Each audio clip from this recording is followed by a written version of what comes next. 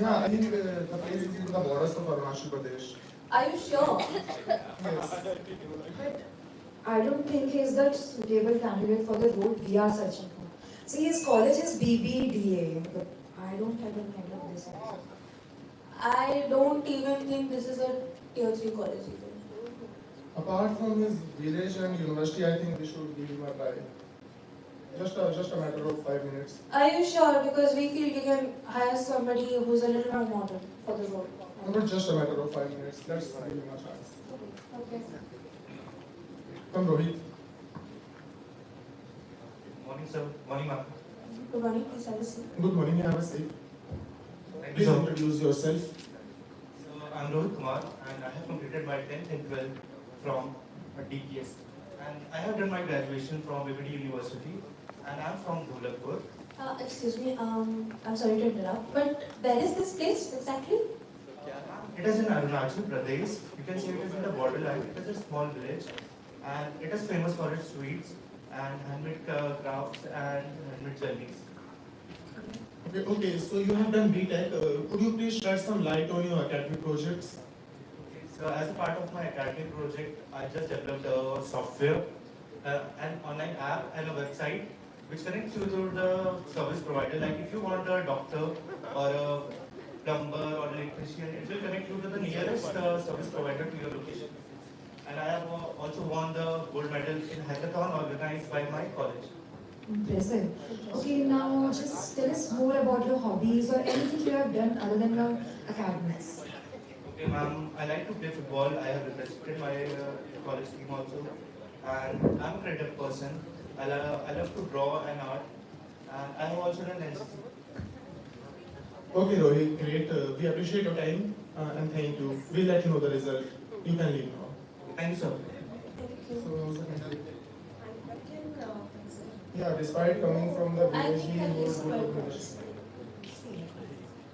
He would do communication despite from village and the village skills. I think we can show We should give him a chance, Yes. right?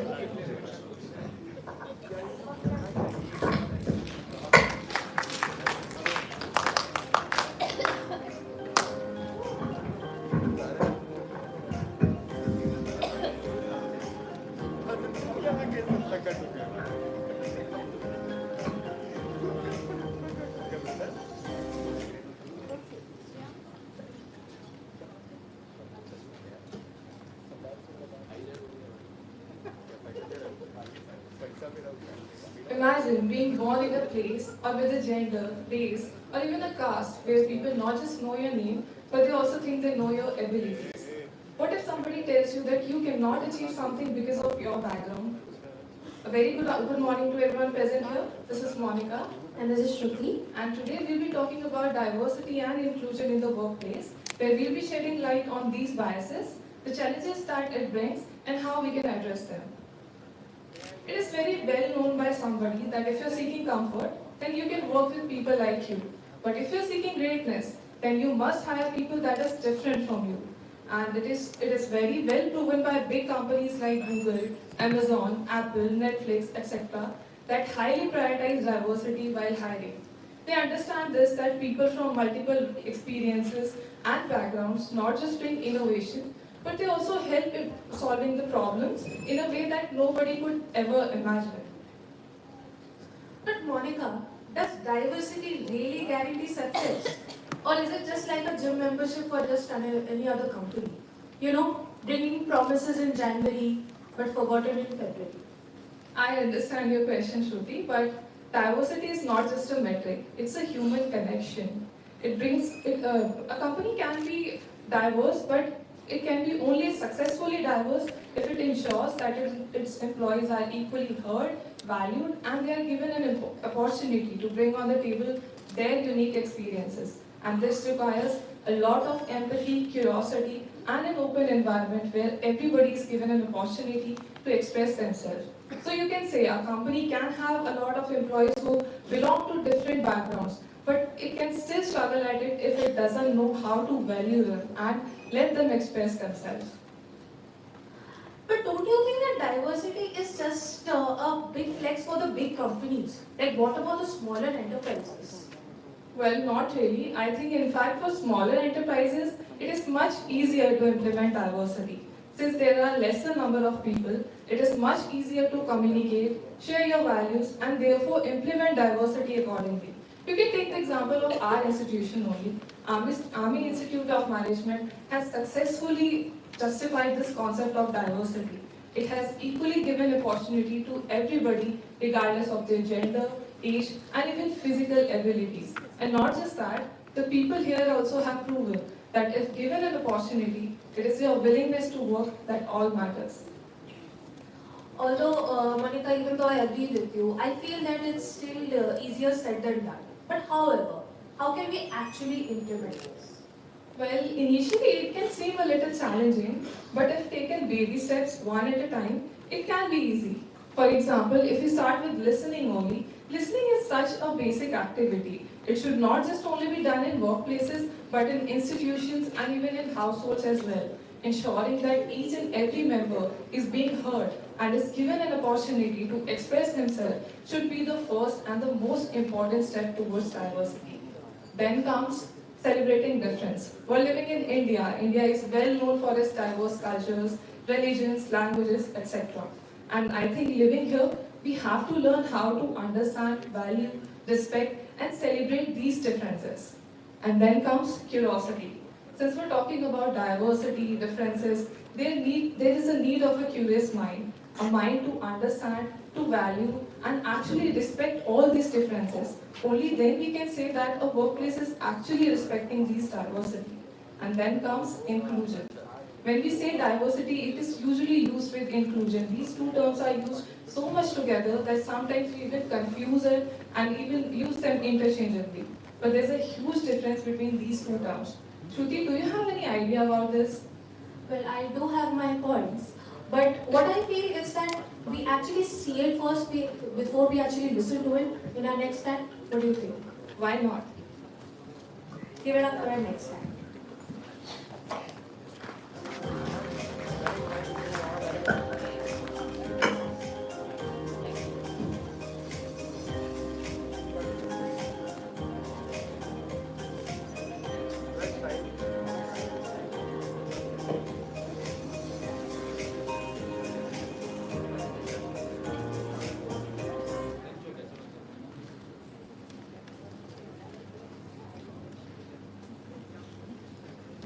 Hey, Diwali is coming. Do you guys have any plans for it?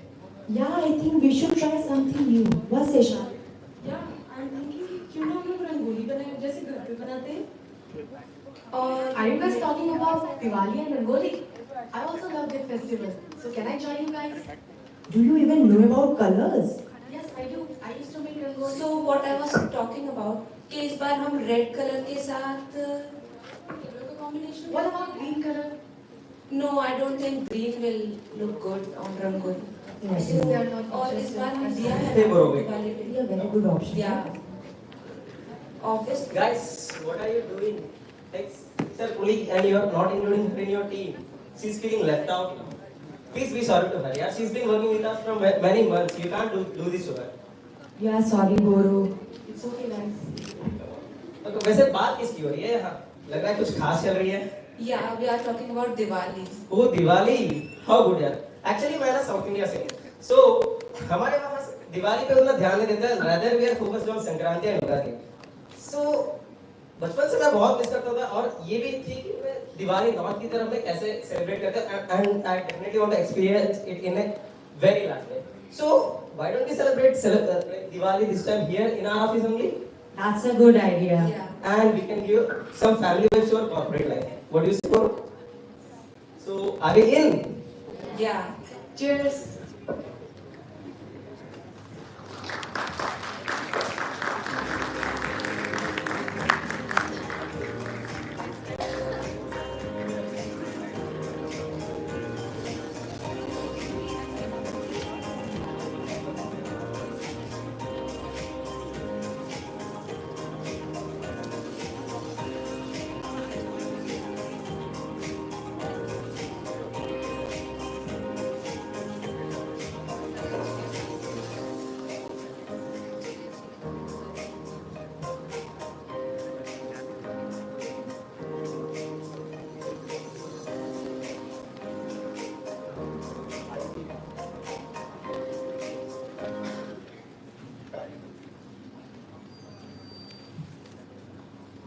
Alright, let's talk about inclusion. The part which actually matters, yet companies fail to implement it. Diversity is like getting invited to a party. Inclusion is actually being asked to dance in that party.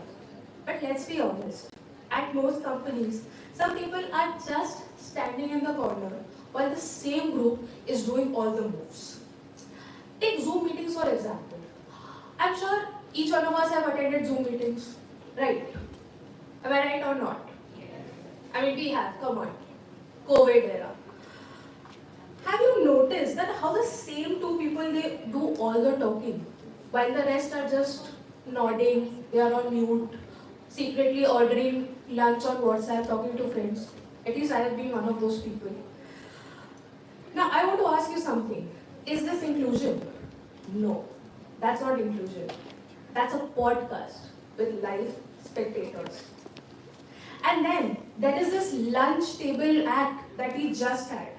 You've seen it. A new employee joins, excited, ready to bond with their team.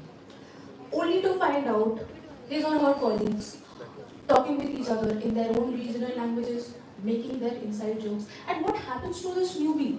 This newbie feels left out.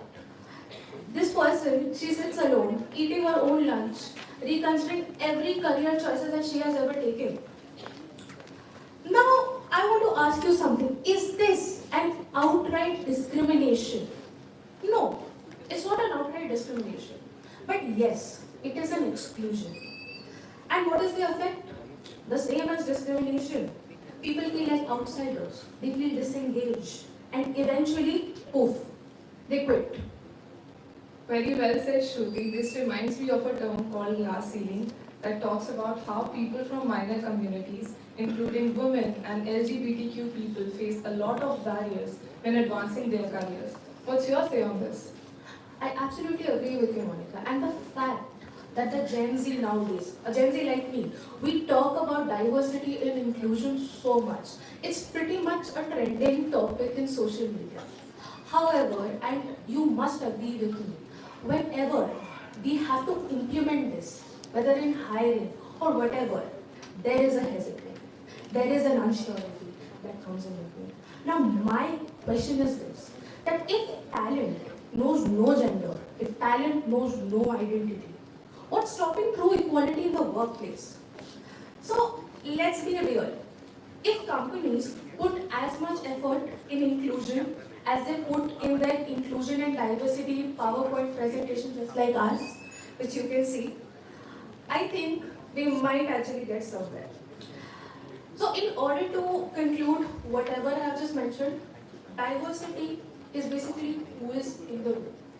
Inclusion is basically who actually gets to speak. Hiring diverse talent, well great, that's a great job. But keeping them, that's the real game. Well, Shruti, even though I'm clear with what diversity and inclusion is, I still have a lot of questions and I think there's a lot more to dig deeper. Do you think you can help me? Well, I even have a lot of questions, Monica, and that's why we have experts who can help us to understand what this game exactly is. How about we leave that to them? Well, that sounds so much better. Let's just leave it to them. Thank you so much. Thank you, ladies and gentlemen, for your valuable time.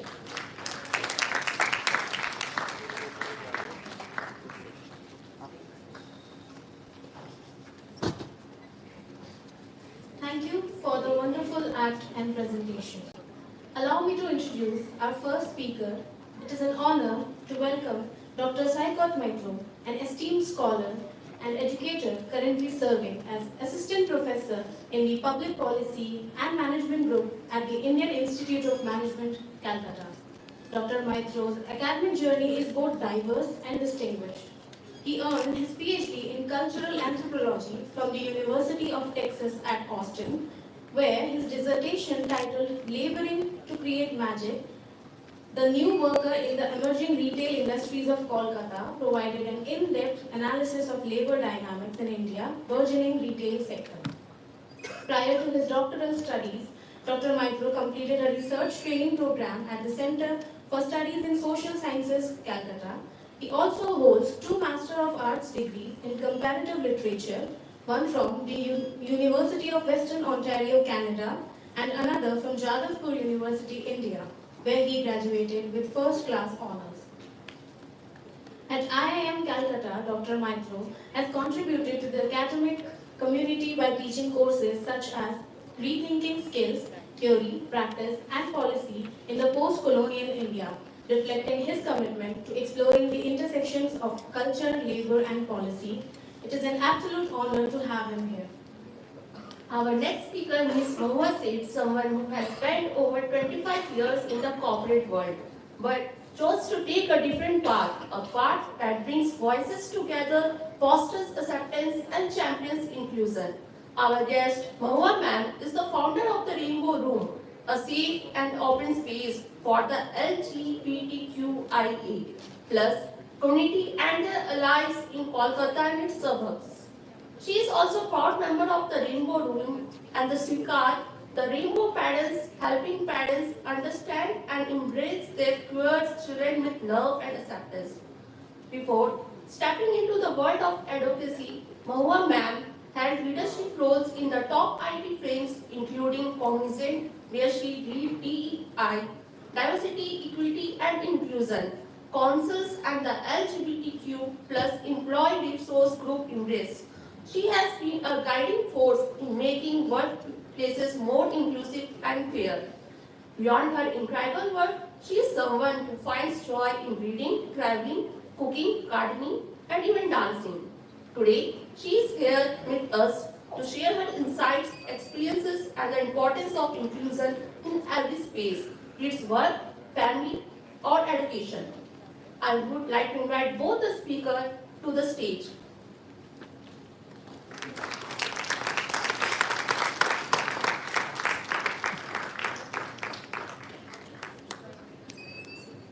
I would also like to invite Director Sir to the stage to facilitate both the guests.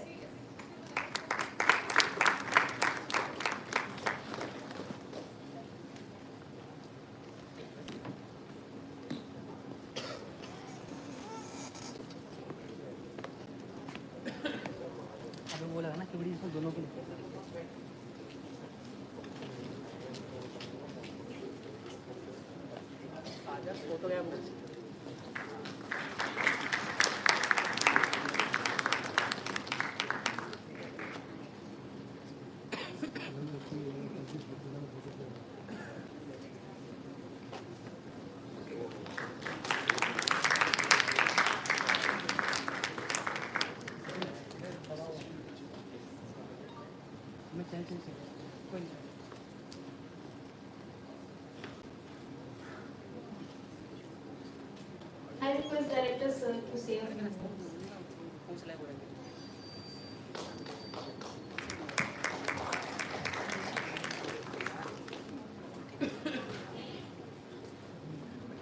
Distinguished guests on to theirs, I have to speak to earn my living. The director is, there's no free lunch here to director. So they will always ask me to. We have experts on this stage now. So you will learn a lot of things from them. My PhD thesis was on inclusive education. So I thought I must talk about a couple of minutes or maybe 2-3 minutes on that. Most of you would have studied in Army Public School, right? Most of you. So, sir, for Army educational systems, we have got Army Public School. And then we have Army Pre-Primary School, APPS, for the tiny tots. And then we thought there are children with special needs. Those. So what do we do with them? So we created ASHA School, which are exclusively for children with special needs. आप लोगों ने देखा होगा ASHA School, various military organizations. So it was an exclusive model. There are children with special needs will go to a different school with a different set of special educators and equipment that you need. And then there is an Army Public School for all of the normal, so-called normal. And then we thought, let us try and combine them together. So we created something called Asa Kiran, wherein we have children with special needs as well as normal children, normal students. But that was not enough, because that was kind of integrated system. You are integrating two types of children, but they are not actually included in the equity. Are you getting my point? That is when the government of India has taken a decision to convert all APSs as inclusive, to have inclusive model of education. What does that mean, inclusivity? Inclusivity means that a child with special needs will have the same equity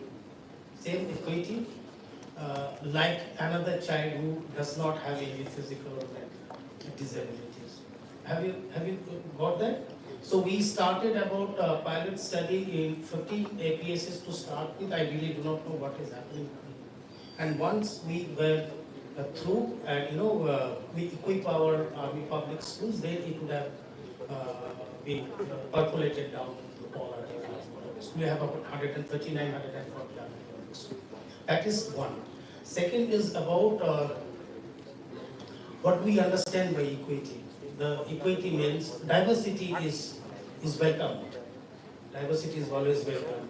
And India as a country, we have always been very proud that we always say that we have unity in diversity. That is the biggest thing that any nation can ever have on this planet. So we are very proud of our diversity. It will always remain. We have to embrace it. What you saw in both the skits, that we will have to give opportunities to all people from all kinds of background to come and be part of the same organization. That is only one. Second thing, which is most important, is the equity. Equity means that if I put in a certain amount of effort in an organization, and someone else is also putting the exact amount of work with the same effectiveness and efficacy, so the reward system for him or her and me should not be different. Just because I come from a different background or with a different skin color or I speak a different language, it should not happen. That is called equity, that you are rewarded for your work on the merit. So I will not take much time. Thank you so much. And I would request all of you, it's very important in the future workspace. Please feel free, the moment both these experts are through with their speeches, to please get your mind clarified on issues that lingering in your mind. Thank you so much.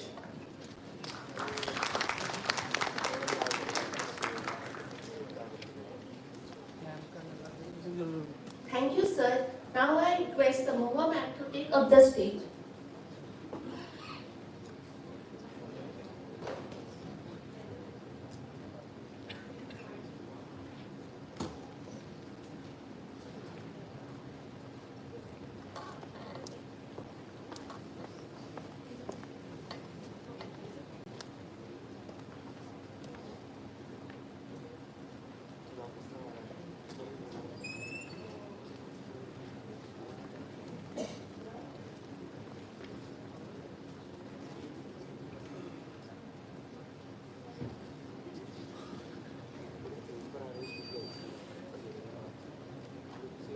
Hello.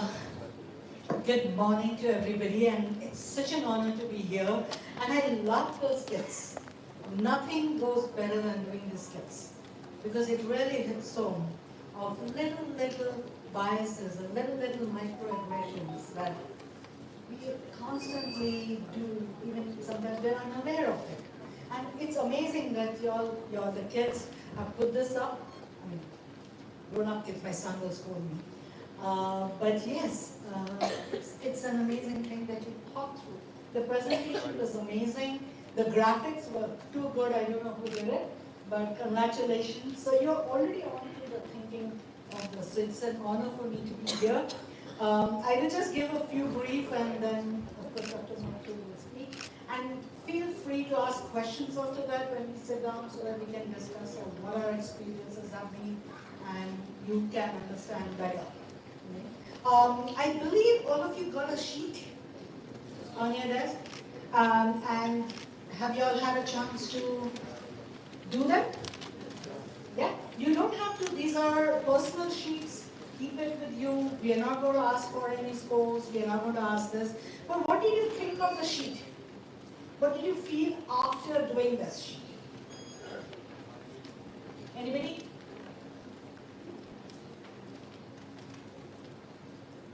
Come on. What did you feel after doing the sheet? Did it give you any reflection? Did it make you think?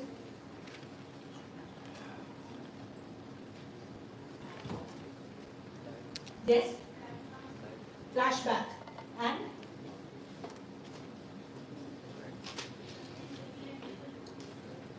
Yeah. Okay, very nice. Anything else? Anything else? How privileged we are, right? Or these were all privileged statements. Everything that you saw that were privileged statements. Some privileges you had, some privileges you didn't have. Right? And what is privilege in this context?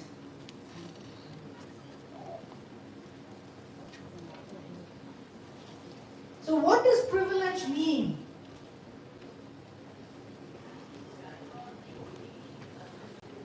Exactly, and it is an unearned advantage. It's an unearned advantage because you belong to a dominant group for whom traditionally there has been provisions made. So think about it. Think about it. You did not work for it, you did not earn it. It came to you because you happened to be in that circumstances. It is a circumstances, it's a life experience. Right? So it's your circumstances which gives you a certain advantage, which doesn't give you a certain advantage. Right? And many of these privileges, so what are the kind of privileges that you could possibly have? Just name a few. Yes? Transportation, but even more deeper. What is your thing of privilege? Your gender? Your, where you come, your background? Maybe caste? Maybe religion? Maybe educational backgrounds, whether you're a first-time college goer or not. Right? These are privileges that happens. Now, have multiple privileges. Right? We all know in Indian society, in a patriarchal society, men have more privileges than women. So you could be a man, you could come from an upper caste, you could come from a predominantly Hindu background. So you have multiple privileges that you're adding on to yourself. But please understand, there may be people who do not have these privileges. Right? And those who do not have these privileges have to work harder to succeed. Because they themselves don't have the advantage which you have, which somebody of privilege has. It's very important to understand that that is what we gain or we have a privilege of. For example, as the sir said, you had in the army school an entire inclusive or special need children address. You go to public, you don't. Any other city, how many special schools are actually there? So parents of special children who need special education all looks at it, where will they go? And a lot of other schools do not want to incorporate or adjust or accommodate for any special child. Right? So these are the inherent disadvantages that the person has. irrespective of the talent or whatever, but this remains like that. So sometimes privilege is very hard to recognize. I mean, all the time, privilege is very hard to recognize when it is us, to understand the benefits of privileges. We get used to it, we don't realize. And I don't blame you for that. But that's the reason why we are talking privilege. Simple thing. If you look at every product that is created here, like from a scissor to your writing desk, your examination desk, the systems with the mouses, your sporting equipments, they are generally geared for only right-handers. Think about it. Your ladles are also geared for right-handers. What happens to left-handers? Yes? Absolutely. So the same artwork that you're all sitting and doing and trying to put up, a left-handed person is also struggling more, but is doing it. Is capable of doing it as much as a right-handed person. Right? So what you need to understand that there is a structural inequality here. Because systems are geared, the society is geared for the majoritarian folks and is tailored to their needs and has been tailored for so long that you don't even recognize it. We don't recognize it. So which is what brings us to the point of, if you understand what privilege is, then you are aware of those who don't have that privilege. Like in that skit, right? The marginalized group that we are talking about, another marginalized group, whether it's an LGBTQ, whether it's women, whether it's disabled, then you are aware of what is the disadvantage they are working with, what is their life situation, what is their life experience, and you are better tuned to it when you recognize your own privilege. If you don't recognize your privilege, you can give a damn. You lead your life just the way you are. So this is what it is. This is what the world is. And imagine, though you are a majority, you are not an absolute majority. If you add up all the people across the world who are marginalized community, they are a significant population. And that significant population needs and is working with you and is needed for Indian economy. So it's our vested interest to make sure that these structural inequalities are addressed for our own economy to grow. Right? Any questions here? Any doubts here?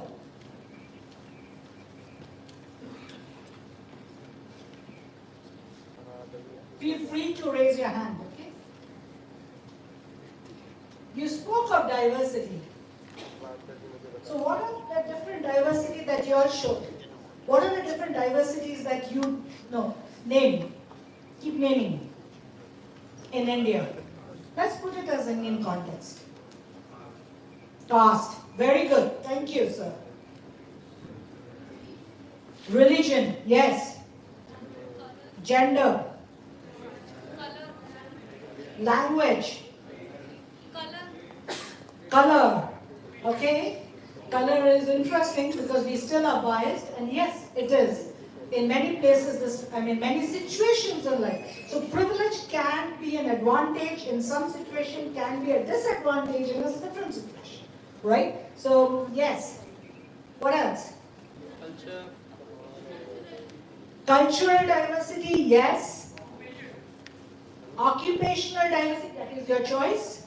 Yes, but not necessarily a diversity. Seasonal. Regional diversity, yes, because we have so many states. That also leads to our language diversities, right? Within the language diversity, there are further language diversities, right? There's also, when you say cultural, there's also religious diversity. Even if you look at within the Hindu community, there may be one people celebrating differently, others celebrate, which we saw, Diwali. Right? South Indians celebrate Diwali differently. That's not, don't, but they celebrate differently. So there is so many different diversity around us. Are we sensitive to these diversities? Do we think, or we just keep doing our days without thinking? And it's important that you recognize, we forgot one thing, disability. Okay, LGBTQ, sexual orientation, gender identity. These are also important diversity issues. Right? Neurodivergence. You know what neurodivergence is? How many of you know what neurodivergence are? Put up your hands if you know.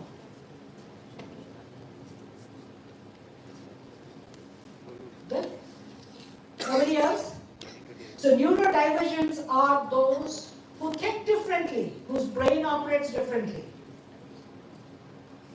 Right? It could be ADHD, it could be autism, it could be many other ways. Where they are wired to think differently. They could be even dyslexics. Right? We had Einstein who was dyslexic. So they are capable of giving a lot, which is where the special needs thing comes in because the support, we'll speak about it. He spoke about equity, which is very important. But neurodivergence is also very important. So this is where they are different neurologically than what we are. And there's a huge spectrum on it. How many of you know anybody who has neurodivergence in your life? In school, colleges, neighborhood, you know, right? Now what about LGBTQ? What do you know about LGBTQ? Everybody? What is LGBTQ? What's a common word that is used for them? Gay. Gay. Okay. Now, queer, which is a larger umbrella, right? How many of you know an LGBTQ person? Who is a known LGBTQ, not suspected LGBTQ? Many hands went up. Okay, so this is what happens, you know. These are perceptions that you drive. Oh, she wears a short hair and trousers all the time, must be a lesbian. No, we don't know. I have short hair, I love wearing trousers. And I'm not lesbian. Right? But we make these perceptions. So we need to be careful about who we actually know. Right? What is in an LGBTQ, LG? Let's go through the lexicons. What is L? What is G? What is B? Very nice. What is T? What is I? What is I?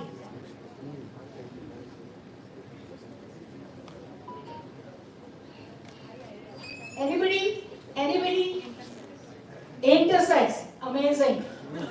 Is intersex equal to transgender? No. Okay. What is A? Okay. And then there is plus plus plus because there are various spectrums within it. Right? So it is unfortunate because they are very significantly different. There is a gender identity, which is transgenders. There is sexual orientation, which is lesbian, gays, bisexuals, asexuals. And these are two different, it is all clubbed together because it is considered as sexual minorities and therefore as a minority group. But they are all very, very different people with very different needs and struggles. Right? So just keep that in mind. Okay. So let's understand equality, equity, and justice. So what is equality? Do we all want equality? For ourselves and everybody? What is equality? What do you mean by equal? Equal opportunity. All of us are given equal things. Right? When you go and have food, at the canteen, everybody is given the same amount of food and the same food. Equal opportunity, equal treatment. Yeah? Does it work all the time? Given the marginalized group that are there? Okay, let's try and see. I have a visual here. This is not a slideshow. So here, it gives us equal treatment. There is a game going on, and there are 3 people watching the game. There is a wall. There are different heights. Is this a privilege?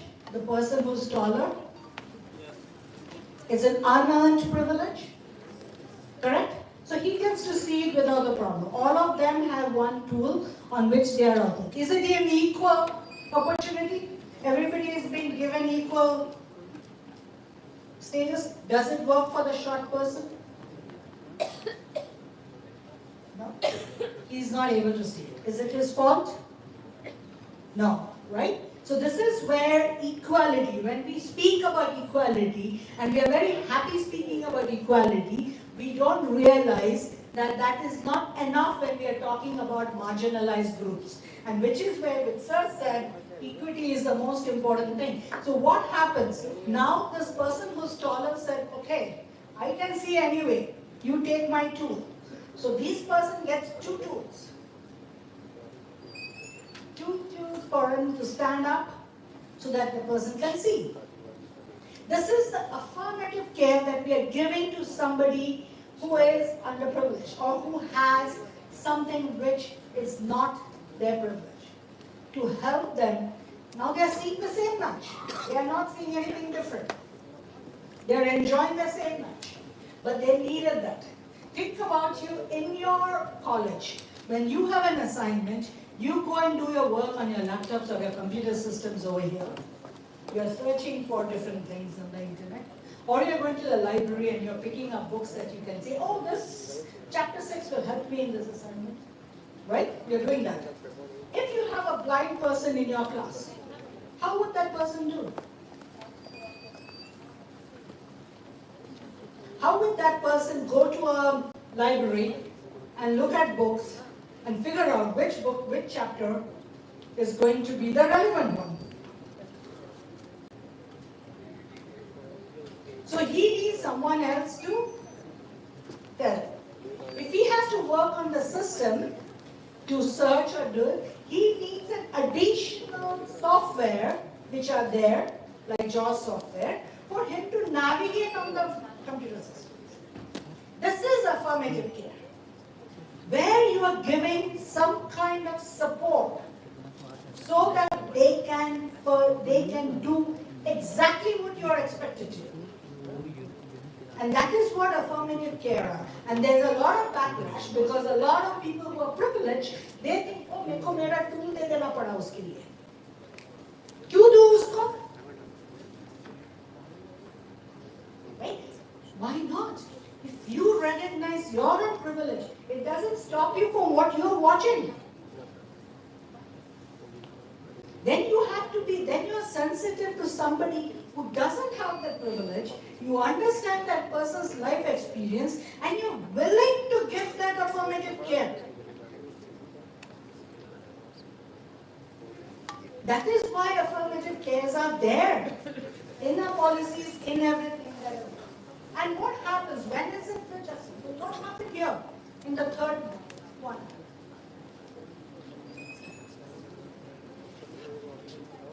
What happened? Students, what do you see there? The wall has been removed to be a more net thing. What happened? This is where systemic barriers have got removed.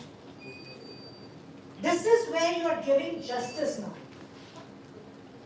Can you identify systemic barriers in our lives for all marginalized community? And if we can remove them one by one, then you truly give justice to all. Women were not allowed to study in schools. We're not allowed to study in colleges. We all know that at one point, right? Our grandmothers. Socially, they were not allowed. Families did not allow. Also, structurally, college and schools didn't accept. When it did happen, it was BA, BScs. Somebody who wanted to be a doctor was not allowed, right? You have Dr. Kadambari fighting you. I was an engineer. My sister was the first engineer, first woman student in that engineering college. Right? Earlier, when I am a student of metallurgy, when I did metallurgy, mining was off limits of women. Structurally not allowed. Today, it is allowed. Right? So if you think about many ways, there are structural inequalities in our society, in our institutions. When I say society, it is a larger society as well as familial societies, which prevent people from fulfilling their talents. So we have a long way to go. But you young people, when you do DNI, when you go out in the world, in your personal space, in your social space, in your workplace, you have the power. You have the power to identify what are the privileges you have and what you can do for those who don't have that privilege. And what changes you can make structurally, because ideally, this is not what we want. This is a stopgap. Yes, we have to do this. But then ultimately we have to remove the inequity. Right? So that's where it needs to come up. So why do we need DNI?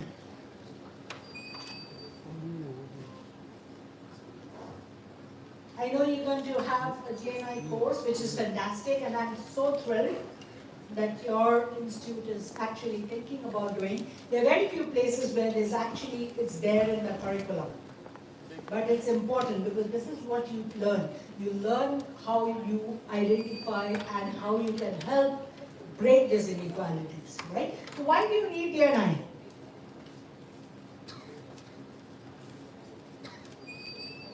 Why? First, it's a constitutional right. First, it's a constitutional right. We saw the inequities. Article 14, every person is equal before law. Article 15, we cannot discriminate based on anybody, right? Article 16, no citizen can be ineligible or discriminated from an employment. These are our constitutional rights, which addresses these inequalities. All citizens have the right to freedom of speech, to reside and settle in any part of the territory of India. Many of you are from the army backgrounds, or you have that. You have settled in different places and you hold different places. To acquire, hold and property, to practice any profession anywhere in India. These are the rights which are given to you, right?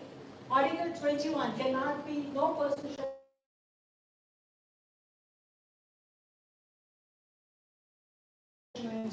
because of any of the reasons of caste, sex, religion, language.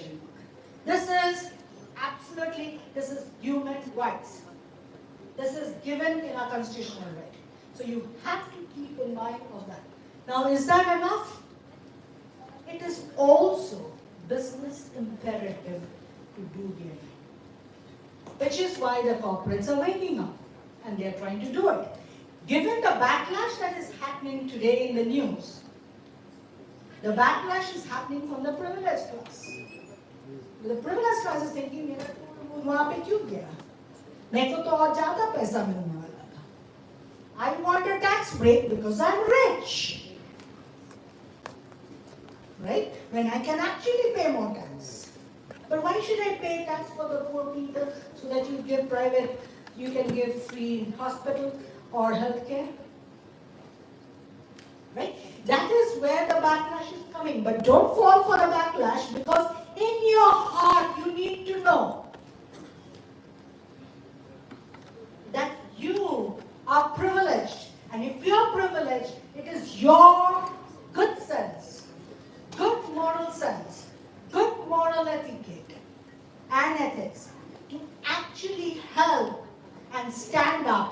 and make sure that those without that privilege has an equal chance.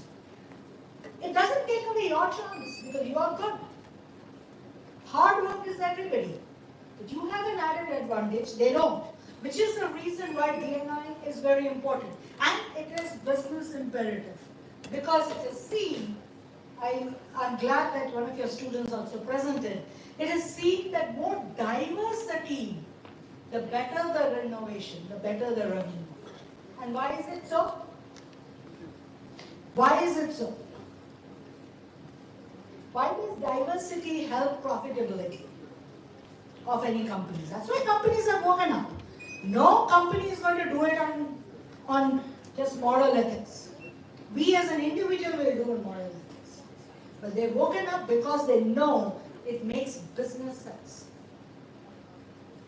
They've seen higher profitability.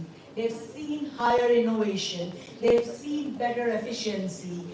Because they've seen better recruitment, better retention when they do diversity. Why?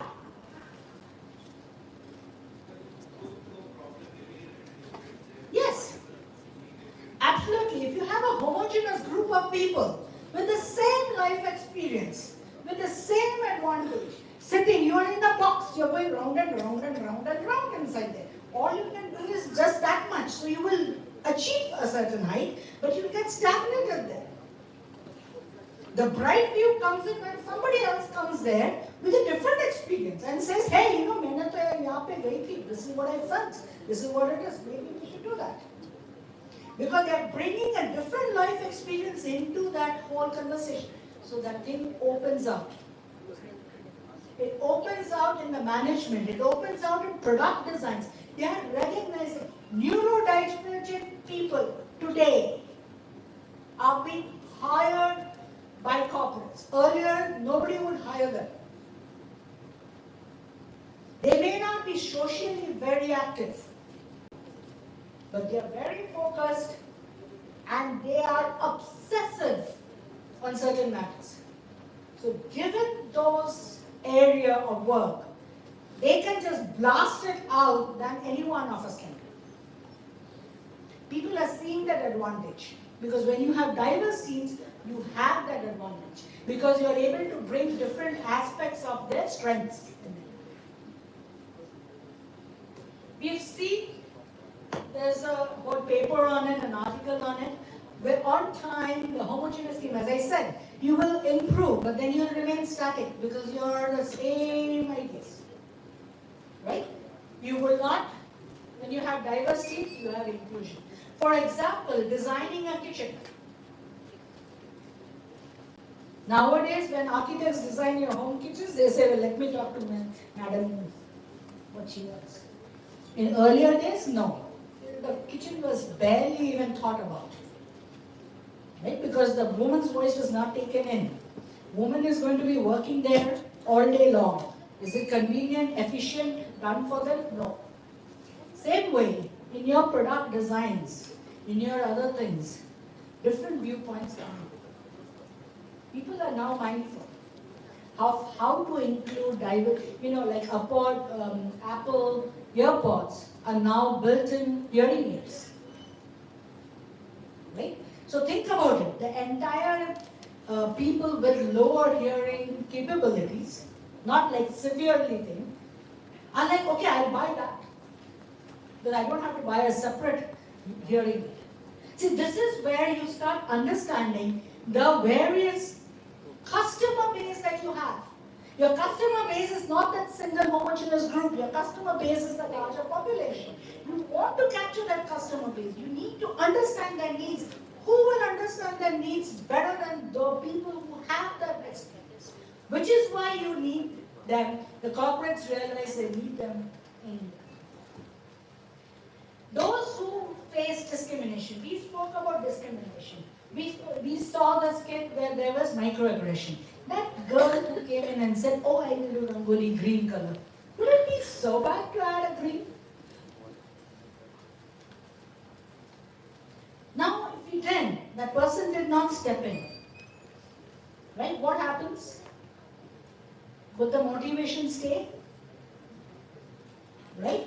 That person will be be less innovative, less productive, less empowered in their operation. That boy who stepped in and helped, what role did he play? Yes, but he's an ally. The term ally comes from there. He stood up for her when he realized that there is a microaggression going on with her. Why was the microaggression with her? Because she was? Huh? She was from a different state. Right? Very good. You need to observe that. She was from a different state. It was obvious by the selection of the character also. And I liked it. Because you're putting it out there. So because that person is different, could be a gay, could be a lesbian, could be from a different state, could be disabled, or could have some other thing, you don't want to take their viewpoint. We are there, why bother? Because you'll have to make accommodation. Correct? So that person steps up and speaks for somebody who is being discriminated or who is facing microaggression. And that's an ally. And that's what you all need to be in your personal life. Step up, speak up, when and be an ally. To anybody, any place you see who is facing microaggression. Have the courage to speak up. You will make a world of difference to that person. Right? And then it will change the world as well, and our society as well. So with that, I will leave it here. I hope you have an amazing thing where you have diversity, we learn equity and inclusion, which is a culture. We will speak about it. You ask me questions about the struggles of inclusions, how to build inclusions, these red, yellow color, throw it off your window, allow the green to come in, allow the purples to come in. Life becomes beautiful, becomes more beautiful. With that, I stop now and over to you.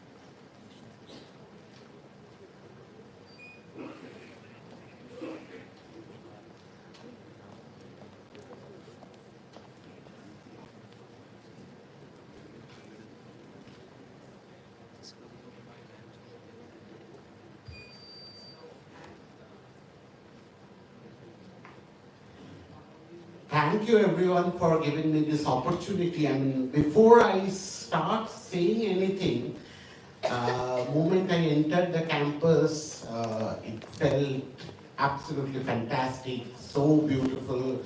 Everybody was so warm and welcoming. But I'm also amazed that by the fact that we are having this conversation in a management institution.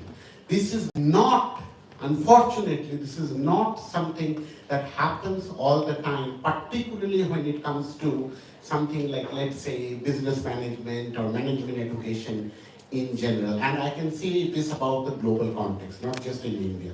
So there are new recommendations coming from various, let's say, accreditation bodies. There are new ways of thinking about management, which is trying to sort of steer it gently towards the kind of pathway which I see already here. So this is an incredibly big achievement that all the leadership and I'm sure the students and the faculty members here have achieved. So definitely this is something that is unique and that should actually develop even further. So that's the first thing I wanted to actually remind all of us here.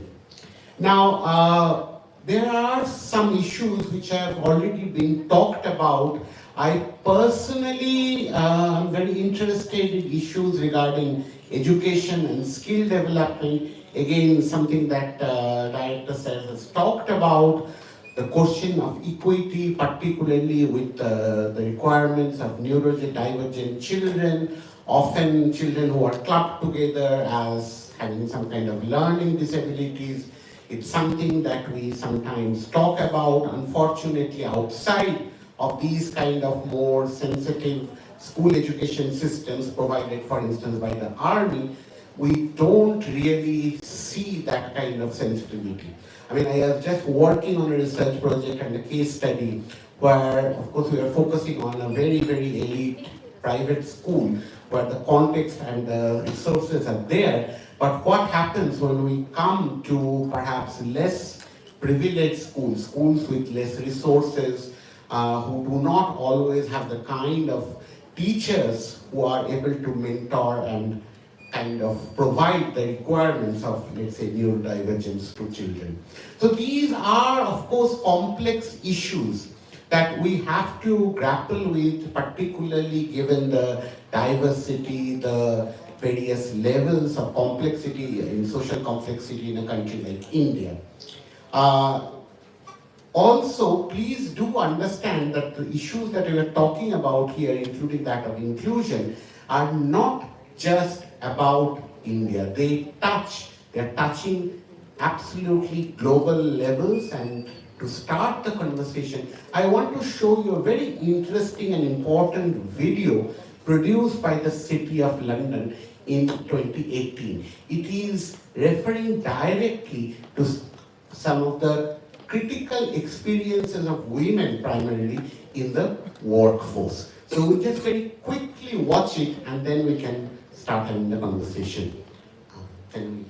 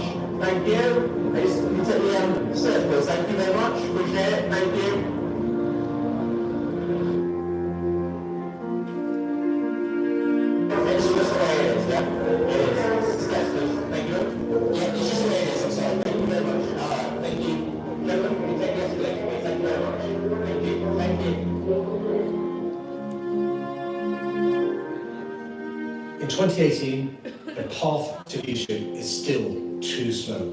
We need more women leaders in London to make our city even more successful.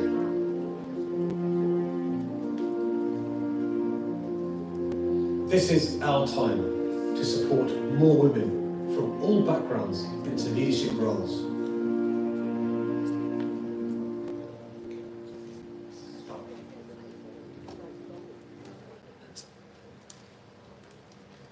So, obviously, women's rise to the top leadership roles is something that is structurally often not fulfilling the usual trajectories. There is something which is slowing women down when it comes to moving to the top, let's say, corporate roles, or even in terms of administration or government. This is a major reason for concern. And I'll come to that. I mean, some of it we have already discussed in terms of why inclusion matters. I will actually try to show it also in the context of actual business environments and corporate structures why this is a matter of concern. But if we move directly to the context of India, there are two very majorly disturbing statistics which emerged from the National Economic Survey of 2018. Both of them having to do with women's labor participation in the workforce. Firstly, it suggested that there has been a very sharp fall in women's participation, and actually a trend which has been continuing ever since, that more and more it seems that women, for whatever reason, by choice, by necessity, seems to be moving out of an economically productive role. Moreover, what was really disturbing, much more disturbing, was the fact that the son preference for women seems to be continuing, and not just continuing. In the survey, the parents of 21 million girl children reported, voluntarily self-reported their children as unwanted. This is a matter of absolutely grave concern. Ethically, morally, there are certain issues which are at stake. But if we, for a moment, just focus on, let's say, the economic and social implications in terms of public policy, something that I work on. What does it mean when the parents say, and these are typically children below the age of 5, what does it mean essentially when the parents themselves report their children as unwanted? Any thoughts? What does it mean? What does it say about the future of these children? Any ideas? What does it mean when the parent says that a girl child is unwanted?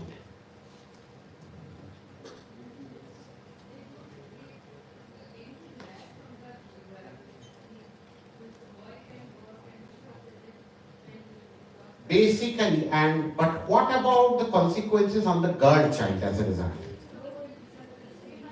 Basically, all the most important human development indicators, education, healthcare, nutrition, all of them would be affected. Possibly also early marriage.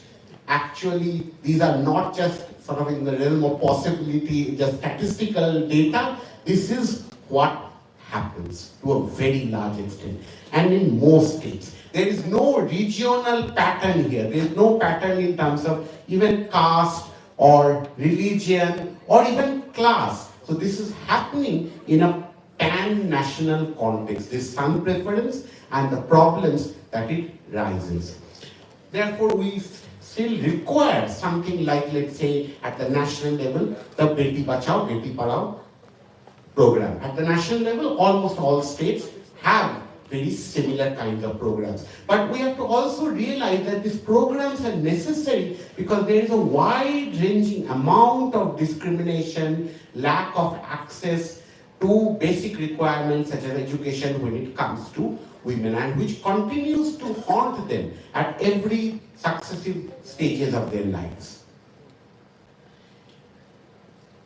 If particularly I'm today concerned about, because gender is an issue which has multiple ramifications, and particularly interested in talking about gender and particularly two dimensions of gender when it comes to industry which is perhaps most or supposed to be claiming that it is most progressive in terms of access to various diverse groups, including women, which is the Indian information technology sector. But in reality, of course, some of these claims are perhaps not as matched in reality as they are on paper. But to see that again, I mean, to look at what is happening, there is a huge amount of attrition when it comes to women in terms of their participation in the workforce. We will just watch a video very quickly and then we will have a few discussions. Why this video matters, what are the issues which are relevant for women's participation, continuing participation in the workforce. ये सिर्फ हमारी नहीं, देश की करोड़ों लड़कियों की कहानी है। मैं है किस चलो चलो जल्दी करो। है की दीदी, साड़ी पहनने की बात हुई थी ना, फिर बस दिखाई दे रहा है। दिखाई दे रहा है। हम तो सी जल्दी करो, लड़के वाले आ गए हैं। इससे झगड़ो बेटा, जल्दी आ जा मेरे।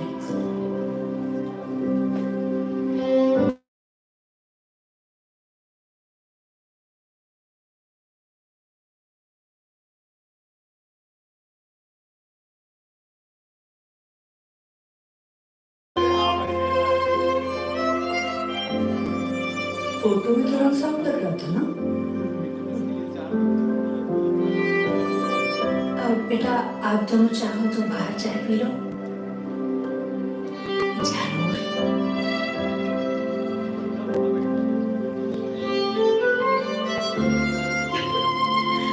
सीढ़ी लगाकर बात करना पड़ेगा आपकी राजेश्वरी को हमारे लड़के से।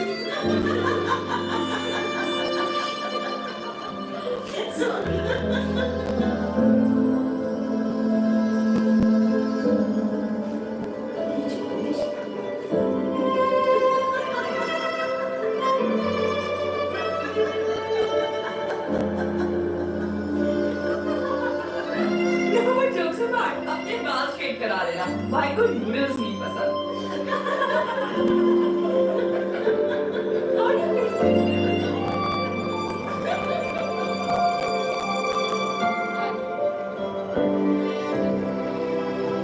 ये दाग कब तक चलेगी खूबसूरती की ये बदसूरत परख? आखिर कितनी खूबसूरती काफी है? डब, खामियां नहीं, खूबियां देखिए।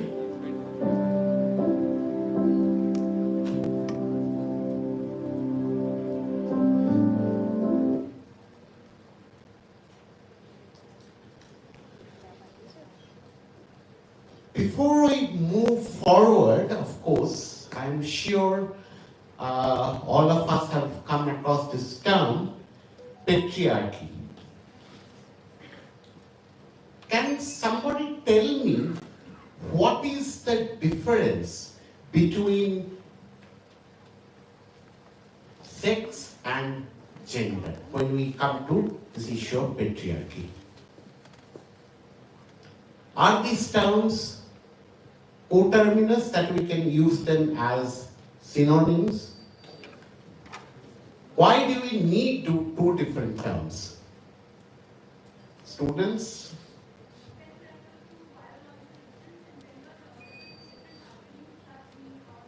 Often the kind of social and cultural expectations that is expected when it comes to men. And I'm not, of course, we don't have the time to fully go into the complexities, but just to highlight what is at work here. That often we talk about, and again, usually we often restrict ourselves to these binaries of masculinity and femininity when it comes to gender roles.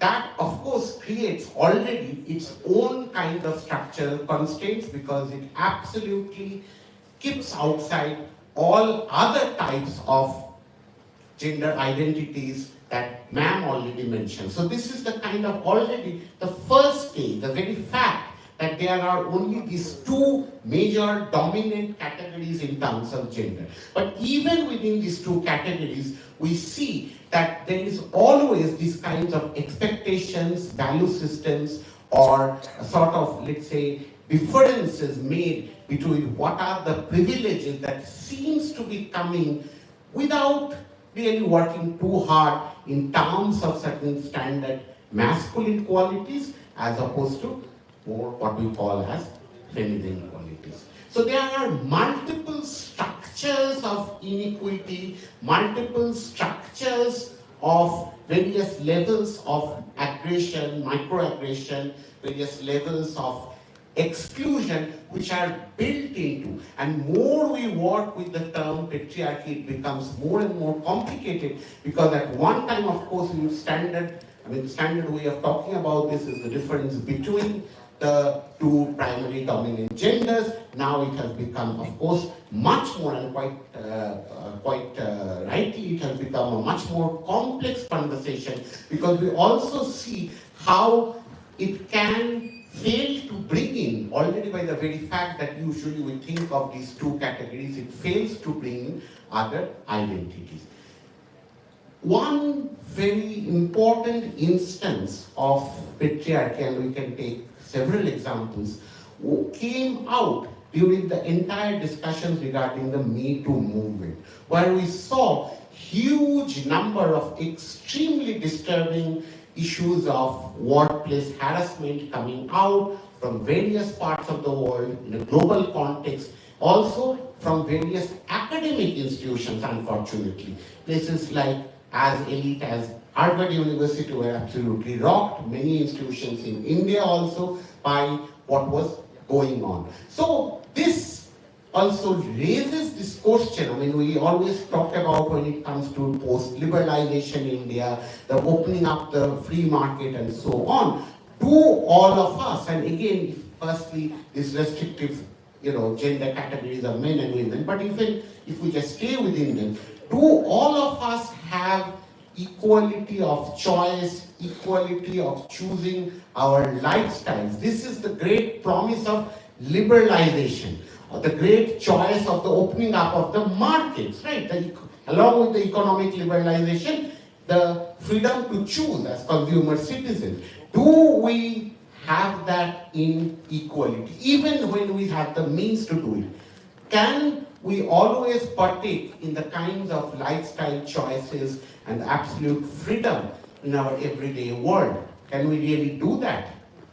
Yes? No? What do the students think? Can we really do it? Is it something that is a privilege which is given to all of us? Suppose we have the money. Even then, can we do it? That continues to be a major structural constraint. This kind of conditional freedom, certain people no doubt have that, at least have it more than others, while others do not.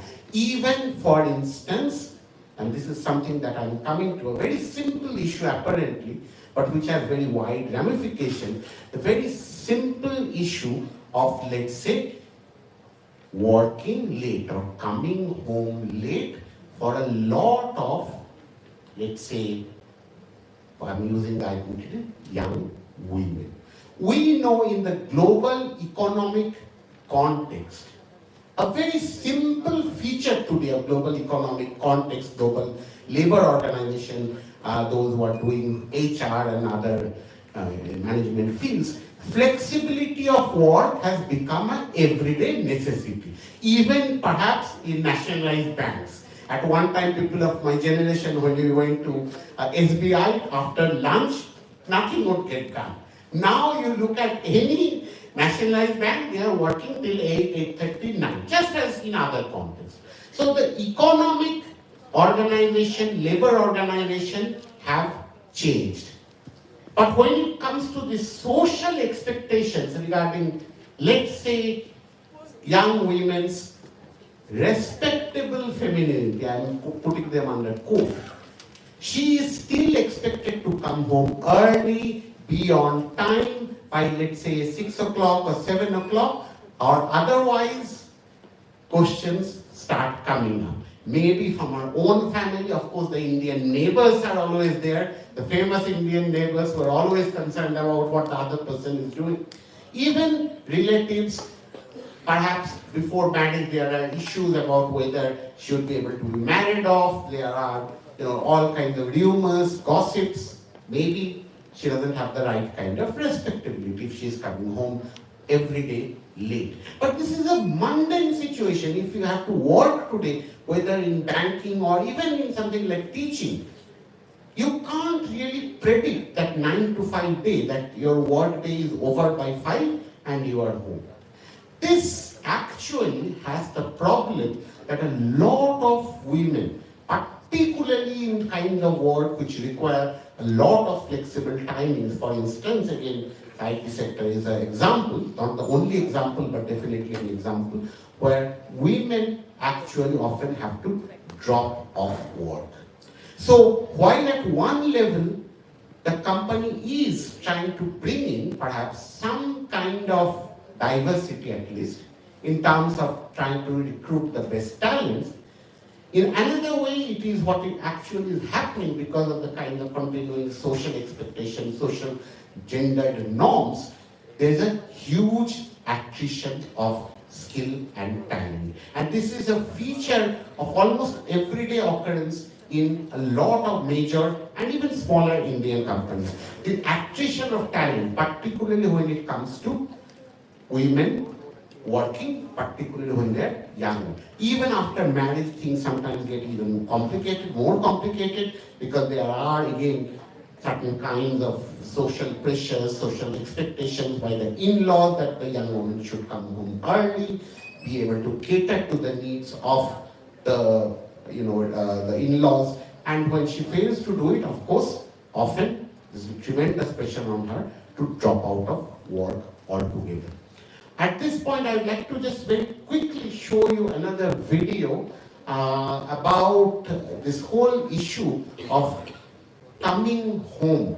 What are the different kinds, the duality in expectations between young men and young women. Can you play the second video?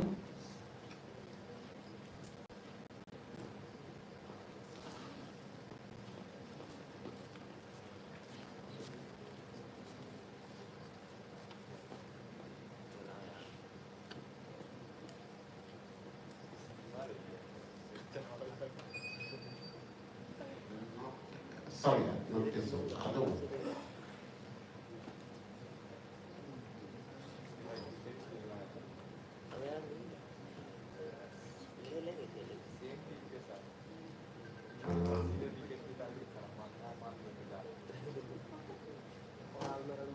I think the first one. Yeah.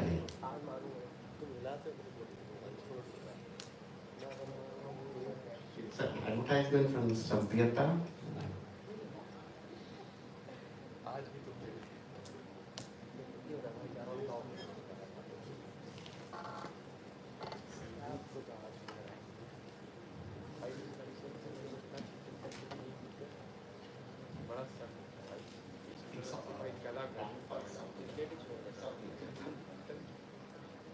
Yeah, this. Yes, this. Sorry. Yeah. Can you please?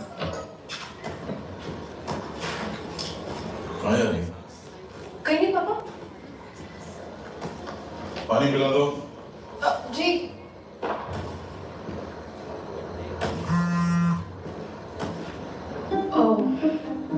वो पापा वो ना कुछ friends बुला रहे थे इस समय, तो मैं जाऊँ? तो पापा शरीर में ट्रांसपोर्ट लिया, वही जा रहा हूँ। मैं रात को वही रुकूंगा, ठीक है? मेरे जूते देगा किसे?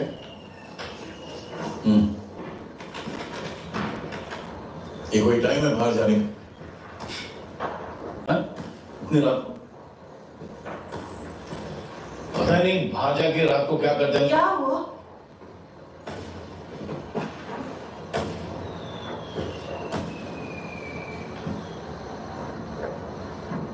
इनसे ही पूछ लो क्या हुआ।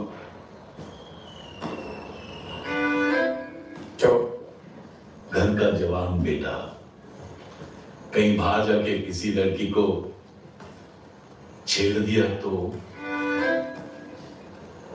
कहीं कुछ कराया तो कौन देगा तुझे लड़की है? बता।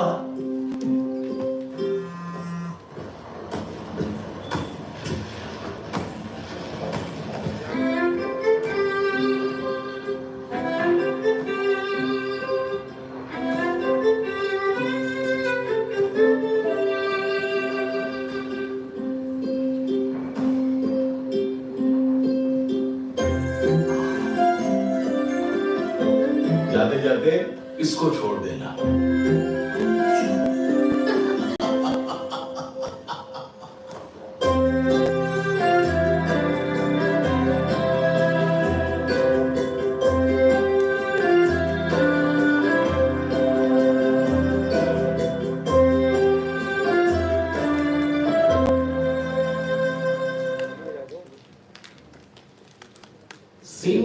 familiar? There's a slight twist in this advertisement. What is the twist? Something slightly unexpected. What?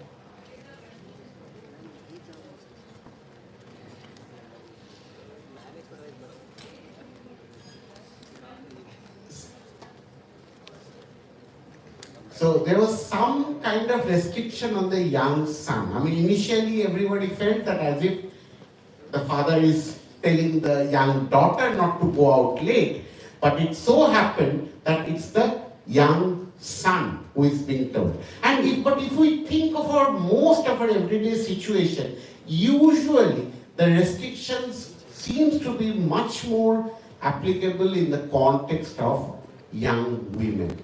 Whether there are real reasons for that or not, maybe sometimes people say that maybe there are security concerns, but I don't think there is really any kind of particular threat that people have in mind. It's much more to do with social norms, that women have to be back home. It's part of this whole idea of what we understand as femininity, and therefore she must be back at a whatever is a reasonable time.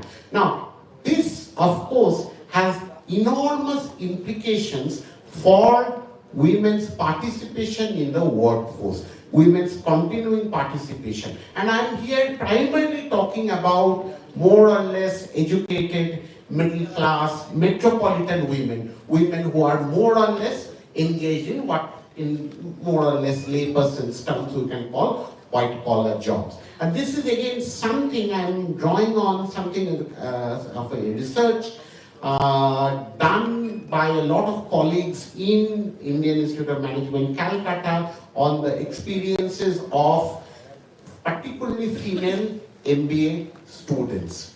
So this factor that they have to be back home and there is an expectation on them even when they are engaged in very highly competitive fields has created what we call the double burden on professional women. That they have to be, particularly as more and more work conditions have become flexible, competitive, they have to be as dedicated and as adaptable to the needs and requirements of the company as their male colleagues. And at least at the entry level, there is not much of a problem for them getting into the jobs. But what happens is that as they go on trying to balance their professional and their, let's say, their responsibilities regarding their care work for their homes, for their families, it becomes more and more difficult to manage, particularly once they reach the mid-management levels. Many of them would be in their mid to late 30s, they would have started their families, they would be working and also trying to go home and manage whatever concerns are of the families and of their children, and they find it very difficult. Moreover, when it comes to promoting these women from the mid-management levels to the really the sort of leadership position, something that we saw in the video produced by the City of London, often corporate entities are very reluctant to move them to the top leadership position. They feel that while in the kind of the team member roles, they are doing very well, in the mid-level professional roles, they are doing very well, they are often very dedicated, they have lots of experience and skill levels. Promoting them to the top leadership roles would not be very beneficial for the company, as they are often seen, because of this double burden, not really available for the requirements, the flexibility and the kind of commitment requirements of the corporate companies. So better to keep them at the mid-level rather than push them up to the really high leadership positions. Now this is something again which is happening definitely in the context of a lot of Indian companies, but a trend which actually continues to be also manifested at the global level. What happens as a result? As a result, many women actually voluntarily feel that they might want to just drop out of the corporate sector altogether, perhaps take up less challenging but also less rewarding job careers because they feel that the careers are stagnating. They constantly hit, and something that we have already talked about, the kind of glass ceiling effect. Again, leading to a very high rate of attrition of both skill and talent.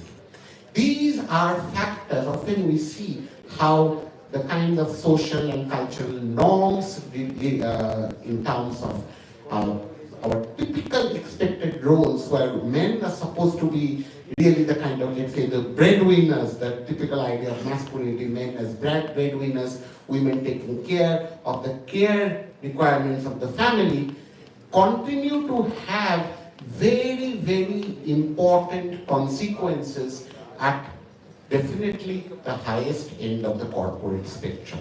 This is a feature which is very much there, and it requires very serious intervention by the companies.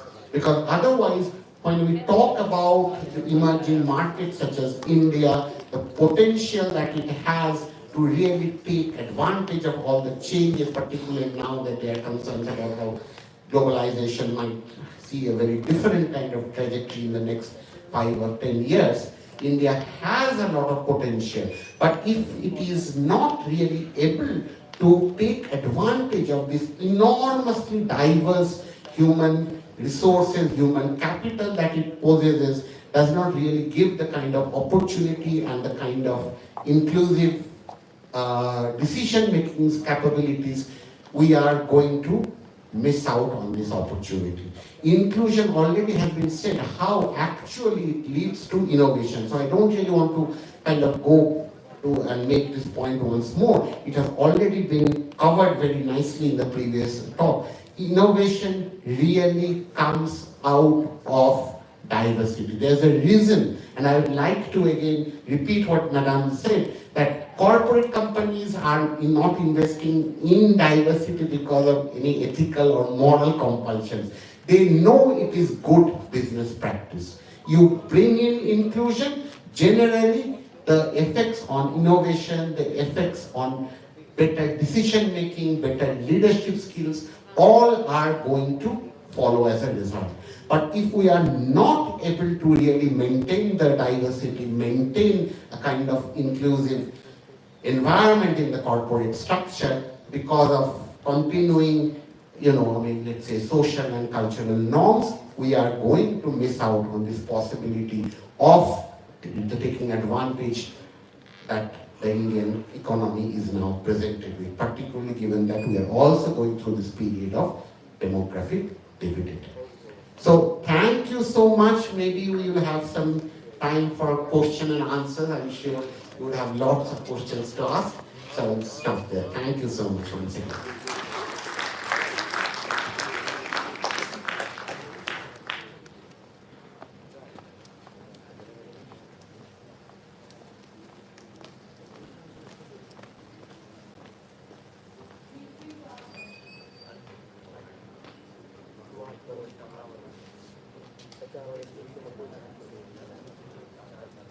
I'm going to take off from him. I worked 23 years in an IT company, one of the leading IT companies within the city and in India and abroad. What he said is bang on right. I was a core delivery role, but as an addition, because of my passion, I was also part of the D&I Council.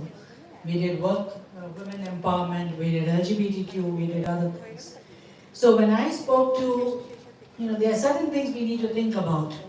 When I would say, what are we doing for the women? Why are women leaving? As he said, I looked at data. I actually got HR to give me data. I also did campus hirings. I used to go to campuses and I would do campus hiring. Campus hiring was 50-50. Was never really a much gap. We made sure that at campuses we are actually targeting and getting in. By the time they go into middle management, we are like dropped to 30%. Okay, and this is reality. So when I did talk to HR, and then I was saying we need to do something and we have to work on a different, this is where structural inequalities come in. And the structural inequalities are only not in corporate, right? We saw the videos. It is a larger thing. So when we said, so the HR said, oh, we are bringing flexible work hours, we are bringing work from home. I said, I don't want work from home. I don't think most women want work from home.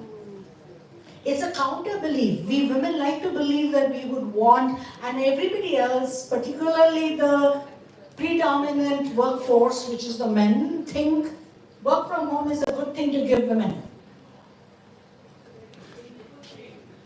Correct, ma'am. Exactly. Absolutely. And then I told HR and I said, no, that is not a solution. We have to do other solutions. I kept fighting with the HR and the HR was like laughing at me. We were good friends. And of course, there were also men with whom I was talking to. And then came COVID. And everybody was working from home. First of all, first 1 month was a complete blur because we didn't know how to support our clients. There was no infrastructure, security, data security, all that got set, and then the work from home got set. First 1 month, we didn't know when the lockdown happened, men, women, everybody doing dishes and mopping and everything because it is an immediate threat. After 1 month, what happened? When everything settled down. In 6 months' time, we had the highest attrition happening. Most women in mid-level quit between 6 to 1 year of that shutdown. And I know my own friends, I know my colleagues who quit. They got fed up of that work from home. Because the husband is in one room taking his calls, doing his work. Their children who are now on online schooling, you have to provide internet and where they will sit, where they will do in a small house, which you will have to figure out. There are no maid servants allowed because they are in-laws. So you're cooking and you're cleaning and you're doing bartan. Now no longer husband is doing bartan. And you are also having to deliver. And you're also having to take care of caregiving because people fell ill. And when you fell ill, who was the caregiver? They quit. That time the HR called me and said, Mahua, you were right, work from home doesn't work. So sometimes these are counterintuitive, again, seen from the point of view of a majoritarian workforce. Without asking women, is this really what you want? Right? So I just want any questions?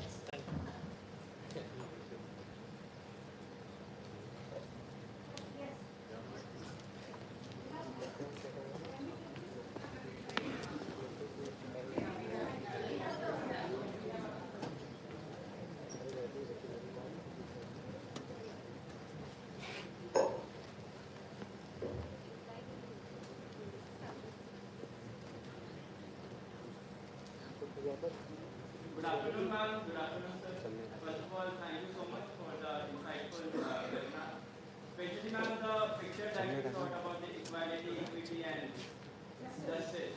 Yes, ma'am, that was like self-explanatory because the visual and the advertisement that you showed, sir. So my question is, how do diversity and inclusion contribute to the employee contribution to in the organization? How does the diversity and inclusion contribute in engagement in the organization of the employee?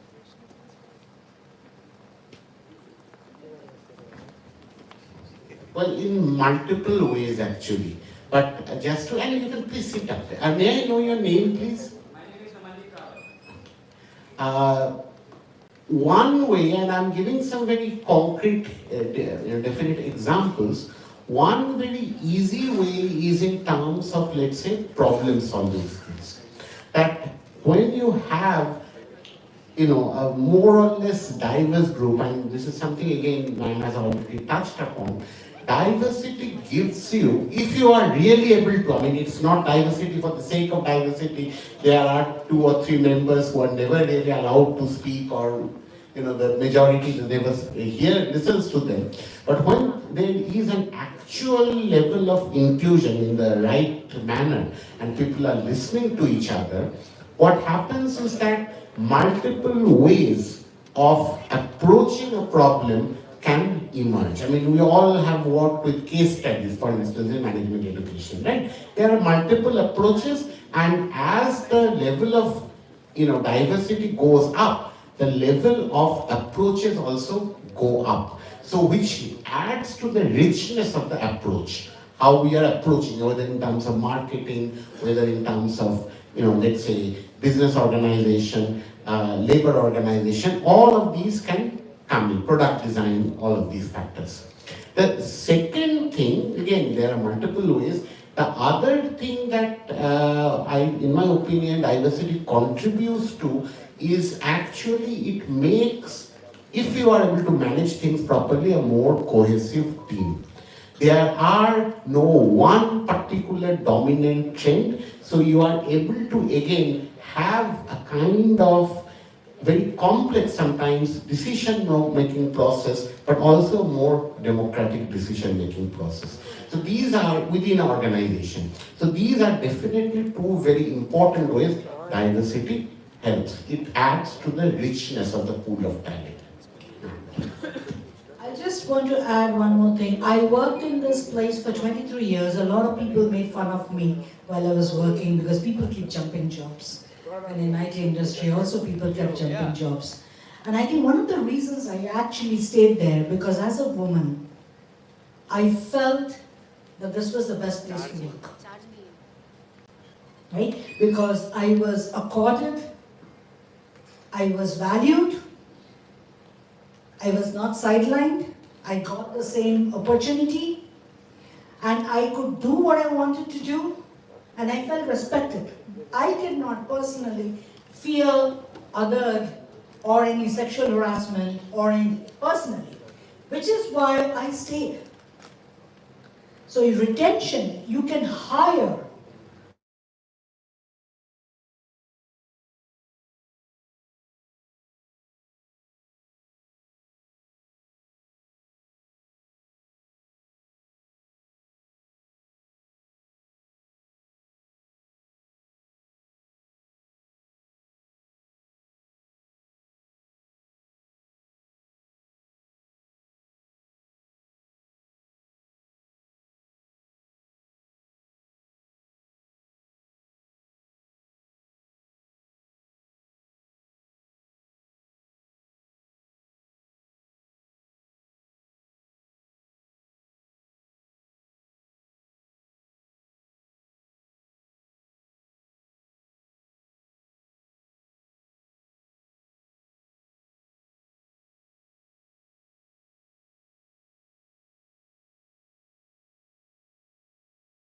Right? So in today's world, when you look at the customer, the more you have these, the better it is.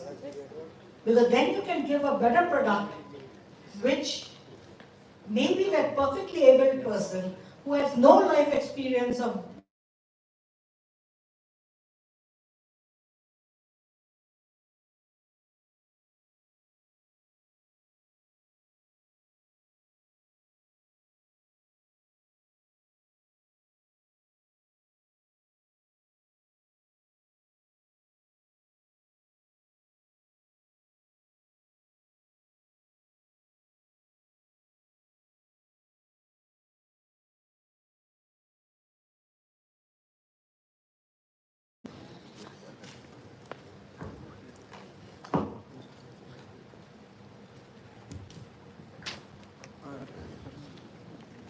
Good afternoon, sir. Good afternoon, ma'am. I'm Varsha.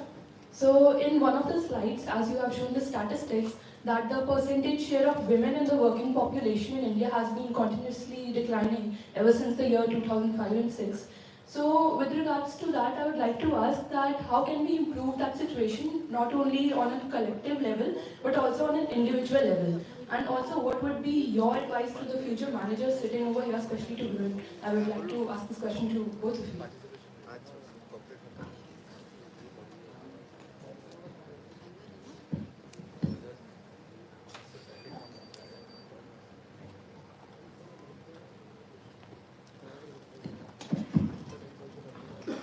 you so much.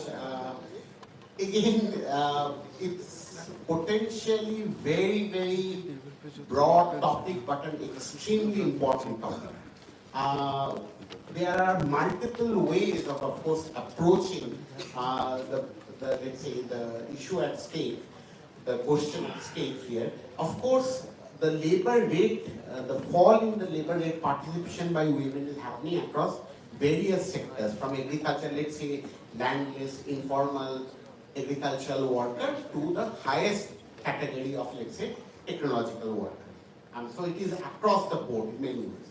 But if we just, and since this is again, most of you would be joining perhaps the professional services sector after your MBA, one thing that you can do as managers, and it's really so important, but sometimes people don't really fully understand the importance, is to give an environment which is enabling for those who are working, particularly those who are working below you, to actually provide the kind of support, the supportive leadership.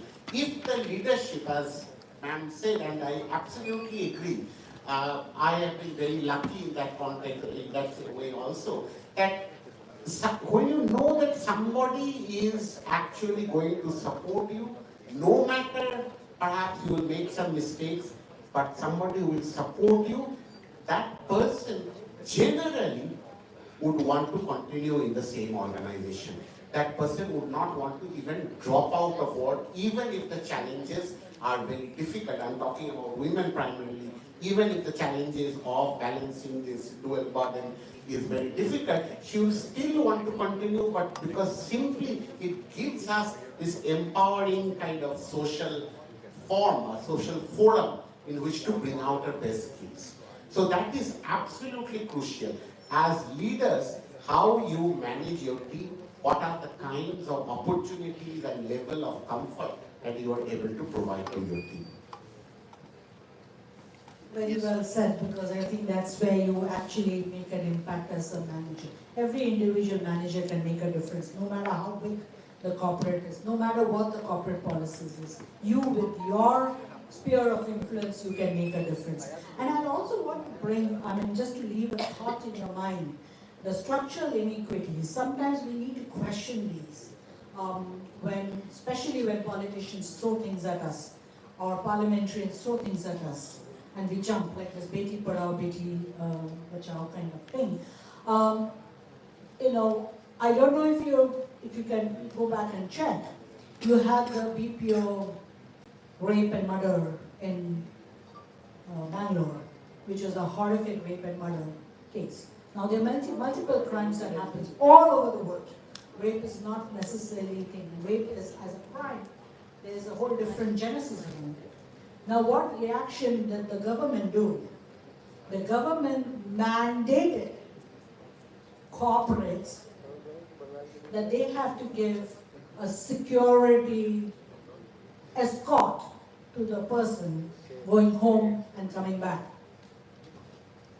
When that law came, I know a segment of a lot of parents that jubilate. Oh, good, because they have this fear in them. Oh, my child is outside, something will happen. No. Right? You have to teach your child how to be safe. That's more important, whether it's boys or girls. Even boys are raped. Even men are raped. We don't talk about it. Right? Now, when I heard about it, I was livid. I was livid because, one, the government is not taking the responsibility of making our cities safe, making sure there are lights, making sure there is public transport 24/7 or late. If there are BPOs working, how come buses are not working? How come police patrols are not enough?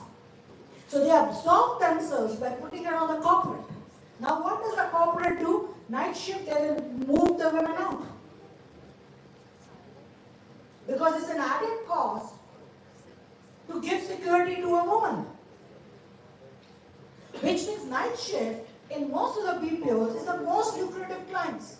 So women immediately get no chance.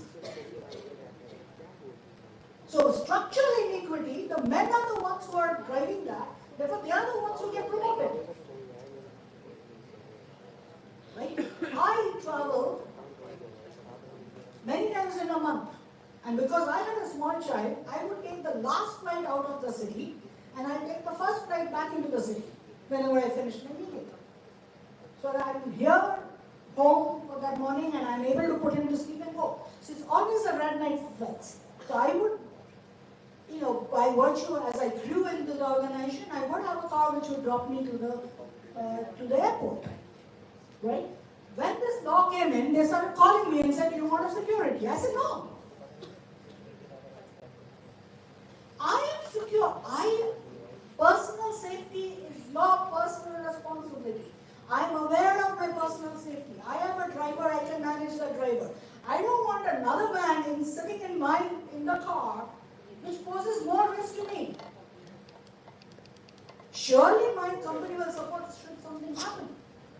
I said, "No, I do not want the security." They said, "But it's a law." I said, "I don't care. Do not give me a security. I'm fine with one driver in the car and I will take care of my personal safety." Right? So sometimes we have to be questioning these and not just jump and beat thing around it, where we need to question where the structural inequality is. You need to question and help in your team.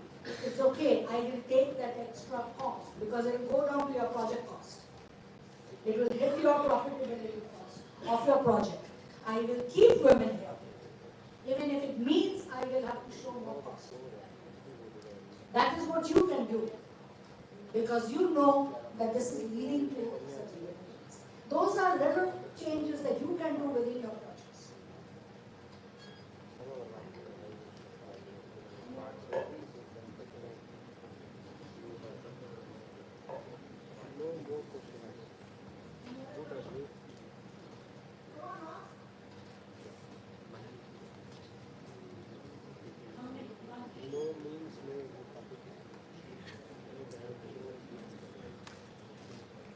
Thank you, sir. Thank you, ma'am. As we discussed. Good afternoon, sir. Good afternoon, ma'am. Ma'am, I would like to ask you about the people who say that I am this and I identify as this. So can you shed some light on that, and how Western societies where people are using these things to get their work done, like many men who are claiming to be identified as women, and they absorb the the benefits that women have in their workforces. First of all, I don't know what benefits women have in the workforces. I mean, benefits like maternity leaves and all that. Okay, let me just explain what you said. Thank you for bringing it up. This is a question of gender identity, right? Which is, I am born, we all are born, and who determines our sex? When you are born, who determines our sex? Somebody puts it on our birth certificate, right? Male, female? Doctor. And on what basis do they do that? By visible genital organs. Okay? Now here comes the point. So you are assigned a male at birth. Okay? But there are a lot of people whose for various different reasons, both biological and social construct, who do not see themselves as male. And vice versa.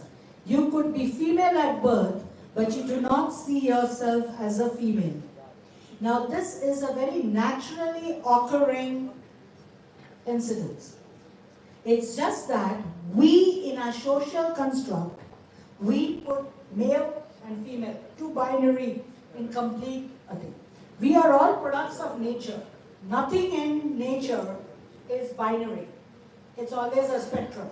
When you take a blood test, I got a blood test, I'll get reports. It'll give me a range. Right? So everything, there is a range. But it is to our convenience and to our social construct, we make it as binary, or either a male or a female. But I was assigned male at birth. I feel I am actually a woman. That is where, as I'm growing up, when I'm 4 years old, see, you come in, you bring a child, it's a boy, everybody is celebrating you as a boy. They're giving you boy gifts. Everybody, your grandparents, uncles, everybody is working with you as as boys and treating you as a boy, expecting you to be showing characteristics of a boy. Ladke aise karte hain, ladke cricket khelte hain, right? So they are doing that.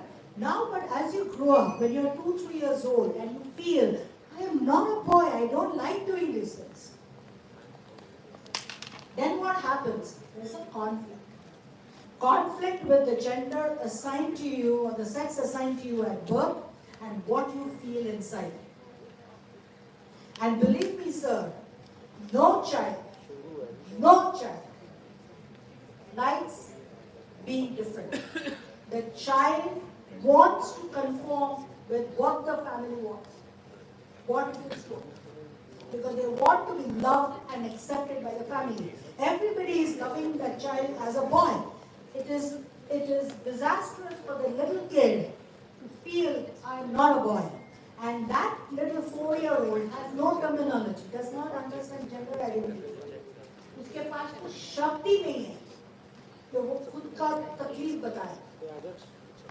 All they do is take mummy's dupatta or wear bindi and stand in front of the thing, or as girls be tomboyish and go out and play cricket, right? Now men are masculine traits are valued, so we don't really, necessarily, of course some families they still get upset if you're a tomboy, but these are not done. So this is a genuine thing. So by the time they go into puberty or they go into this, they hate their bodies themselves so much because they are inherently a woman. So the gender is what they see themselves as feminine. So they are trans feminine. If they have the courage to say, I am not a male, I am actually a woman, and I want to live my life as a woman, that's a transgender. What we call as transgender is that. No, many people do not have that courage because it takes a lot, because the family is immediately said, "Ladka hua hai, abhi ladki ke saath. I'm not going to date you." Nikal dete hain ghar se. Right? So it's a huge struggle to do that, psychologically, socially, and emotionally, as well as financially, in every other way. Okay? So once you have the courage to become a transgender, and you actually lead a life, a very difficult life. Okay? So they are not out there to exploit. If there are 1% or 0.001% of fake people doing, there are fake people doing everything about every. There are cyber crimes happening, there are different things happening. Those fake people are criminals at a whole different ballgame. But majority of transgenders are not out there to exploit it because it took enormous sacrifice on their end. They've lost their family, they've lost everything, they've struggled to be true. There are people who have lived as a male till like 50 years of life and then come out and said, I was always a woman, but I couldn't speak up before and I changed now. There are people who have committed suicide and died and gone because they could not struggle with the dichotomy of.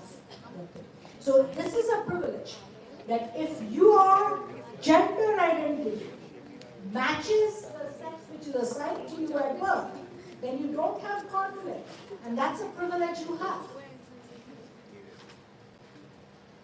For those whose gender identity is in conflict with what was assigned at birth, that's is unfortunately a huge disadvantage. Okay? You can call me at any time, we can discuss more. Alright?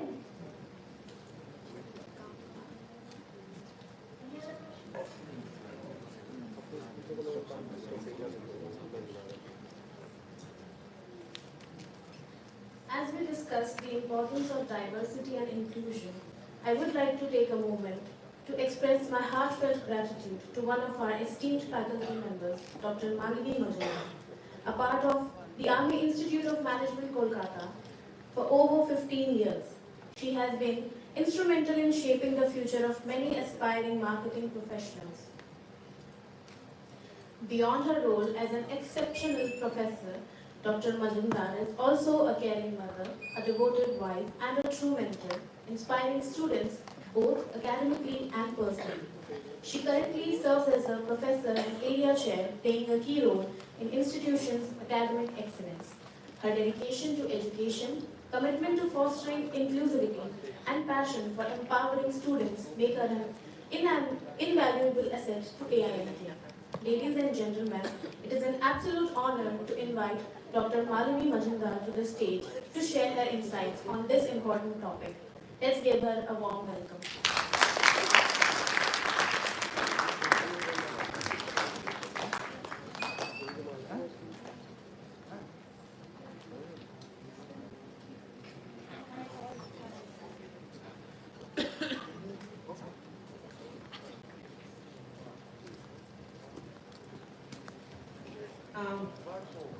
The distinguished guests, Director Sir, Registrar Sir, and my dear students. First of all, congratulations to the Sampark Club and Pankhuri ma'am especially for organizing this thoughtful topic on which we speak about very infrequently. Sorry, ma'am, Mrs. Tagore, I missed you. I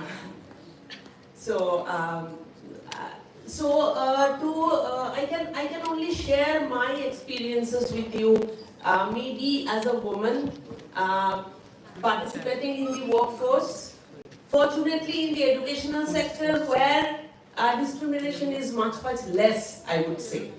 And traditionally, education is a sector where women has been serving for a long period of time, and in some way, women are thought to be more suitable also, particularly when we talk about education with little children. So it has been thought like that. But what I feel more about this thing, about diversity or about inclusivity, or even when we are talking about how we are handling this diversity in the social and in our work life.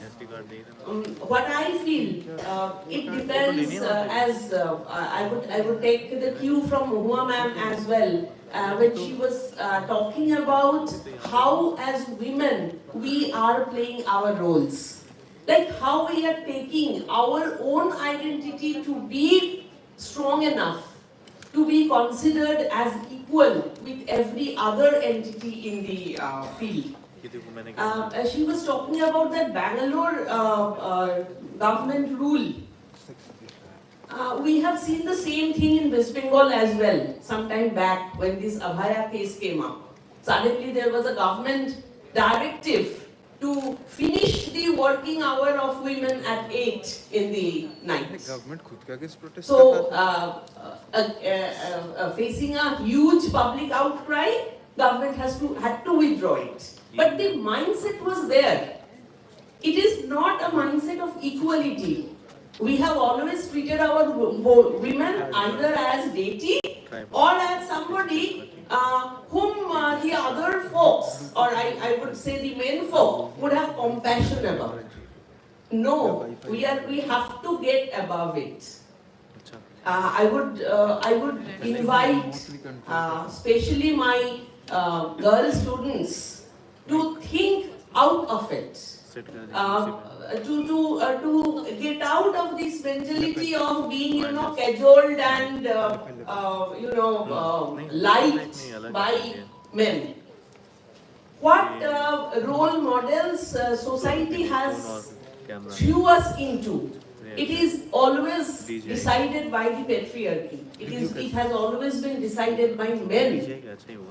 The role mother, the ideal daughter, the ideal wife, the way we should dress, the way I should look, the way I should walk, the way I should behave, the way I should talk, everything has been decided by somebody else. Now, at least with Gen Z, I would expect you to come out of it. Be yourself. You are not answerable to anybody but to yourself for what you do, what you like, what you cherish, and what you aspire.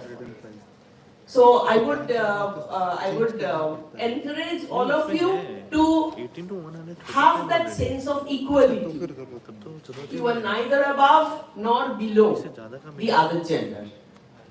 And even our binary identities, how a man should be and how a woman should be, that has also been decided. And it is so ingrained in our upbringing, so ingrained in our mindset, that we even unconsciously we make comments about it.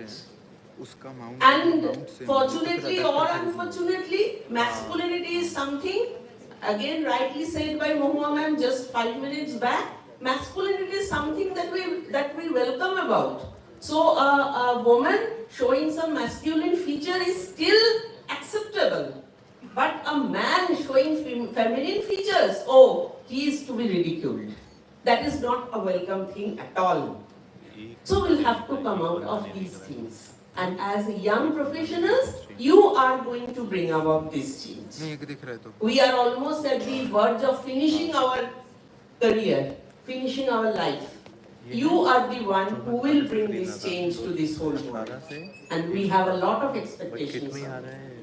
I would end with none other than the quintessential Tagore on this, who had brought this sense of equality and going out of this gender discrimination long time back. Bengalis would know the famous dance drama Chitrangada.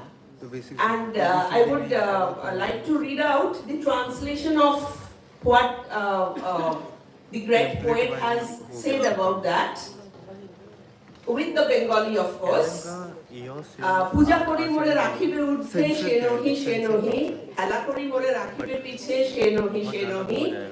Jodi parshe rakho more sankote sampode, sammoti dao jodi kothino brote sahay hote, pabe tobe tumi chinite more. Which says, I am no goddess, neither an ordinary woman. Am I to be on a lofty seat to be worshipped? I am not that, not that. Am I to be ignored, to be passed behind? I am not that, not that. If in crisis and prosperity, by your side you have me, if you consent to share with me your life's duty, then I trust you shall know my true identity. So I would again request my girl students to find out this true identity of yourself, and that will change the game altogether. Thank you. अच्छा है काफी मतलब decent range में अगर 1 लाख से ऊपर का देख रहे हो तो उसमें फुल फ्रेम सेंसर तो नहीं आएगा फुल फ्रेम सेंसर की हमें ज़रूरत भी नहीं फुल फ्रेम ये था ना मिररलेस कितने का है सिर्फ बॉडी प्लस माइक तो आई नहीं इधर हो रहा कुछ आगे बन गया ये रिचार्ज है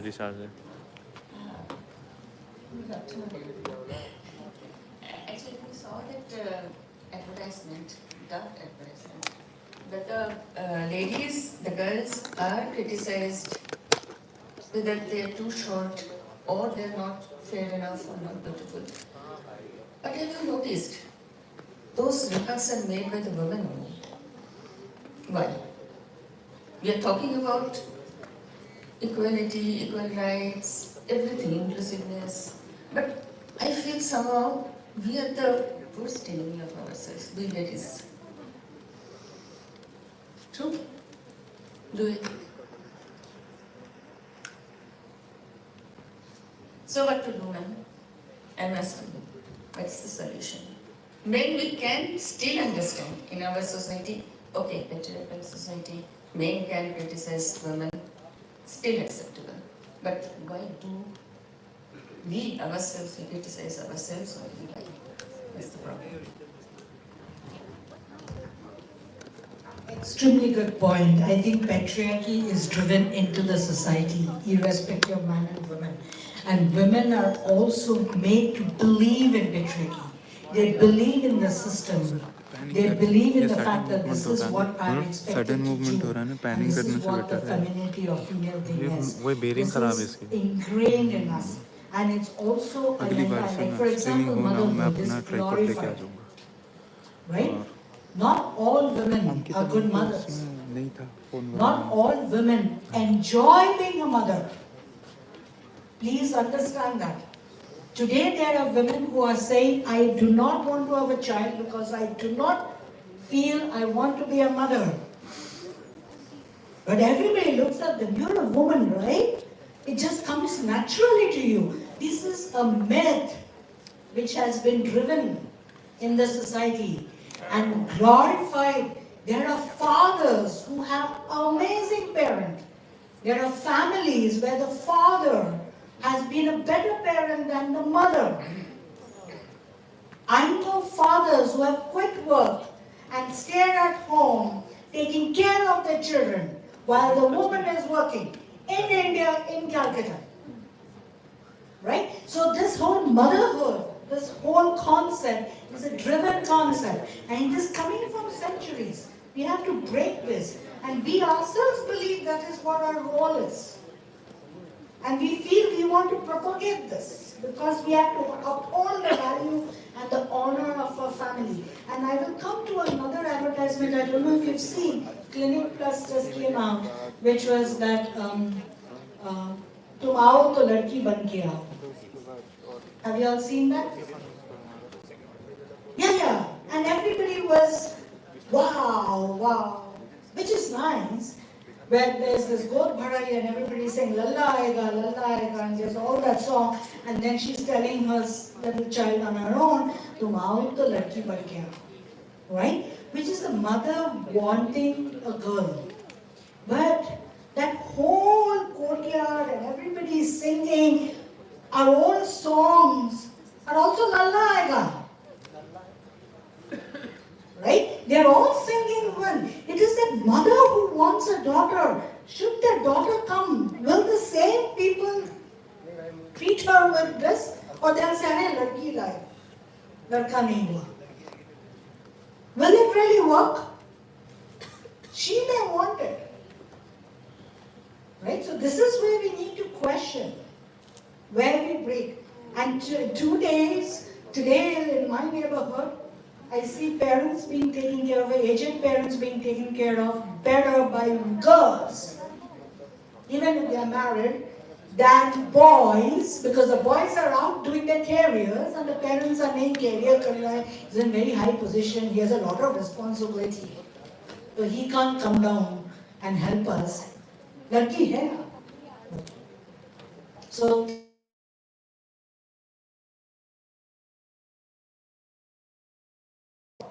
it helps everybody.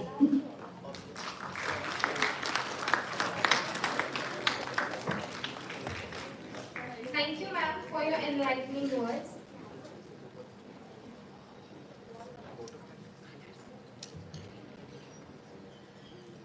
विविधता ही हमारी शक्ति है और समावेशन हमारी पहचान। जब हम सभी को स्वीकार करते हैं, तभी हम सच्ची प्रगति की ओर बढ़ते हैं। विविधताएं हमें अनोखा बनाते हैं और समावेशन हमें एक साथ लाते हैं। जब हम एक दूसरे को वैसे ही स्वीकार करते हैं जैसे हम हैं, तो हम एक ऐसी दुनिया बना सकते हैं जो निष्पक्ष, मजबूत और संभावनाओं से भरे होते हैं। सोचिए जरा इसके बारे में। जब अलग अलग परिवेश, संस्कृति और अनुभवों से लोग एक साथ आते हैं तो वो नए विचार और सोचने के नए तरीके लाते हैं।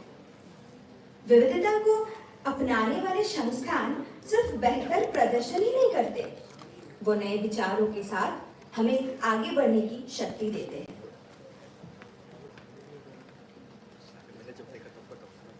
Thank you, Shomita. As we conclude this seminar, I extend my sincere gratitude on behalf of Army Institute of Management, Kolkata, to our esteemed guest speaker for sharing invaluable insights on diversity and inclusion in the workplace. Your expertise has provided our audience a deeper understanding of its significance. A heartfelt thank you to Mahua ma'am and Saikat sir for their efforts in making this seminar a resounding success. We also express our sincere appreciation to our respected director sir, Alapnanda ma'am, registrar sir, principal sir, Professor Anurupa ma'am, Professor Pankhuri ma'am, and all other faculty members. Our dedicated non-teaching staff, Warden ma'am, Dalal sir, the estate supervisor, IT team, and our social media team for their unwavering support in promoting the event. Lastly, a special acknowledgement to our students for their active participation and enthusiasm throughout the session. With these warm words of gratitude, we formally conclude today's seminar. Thank you.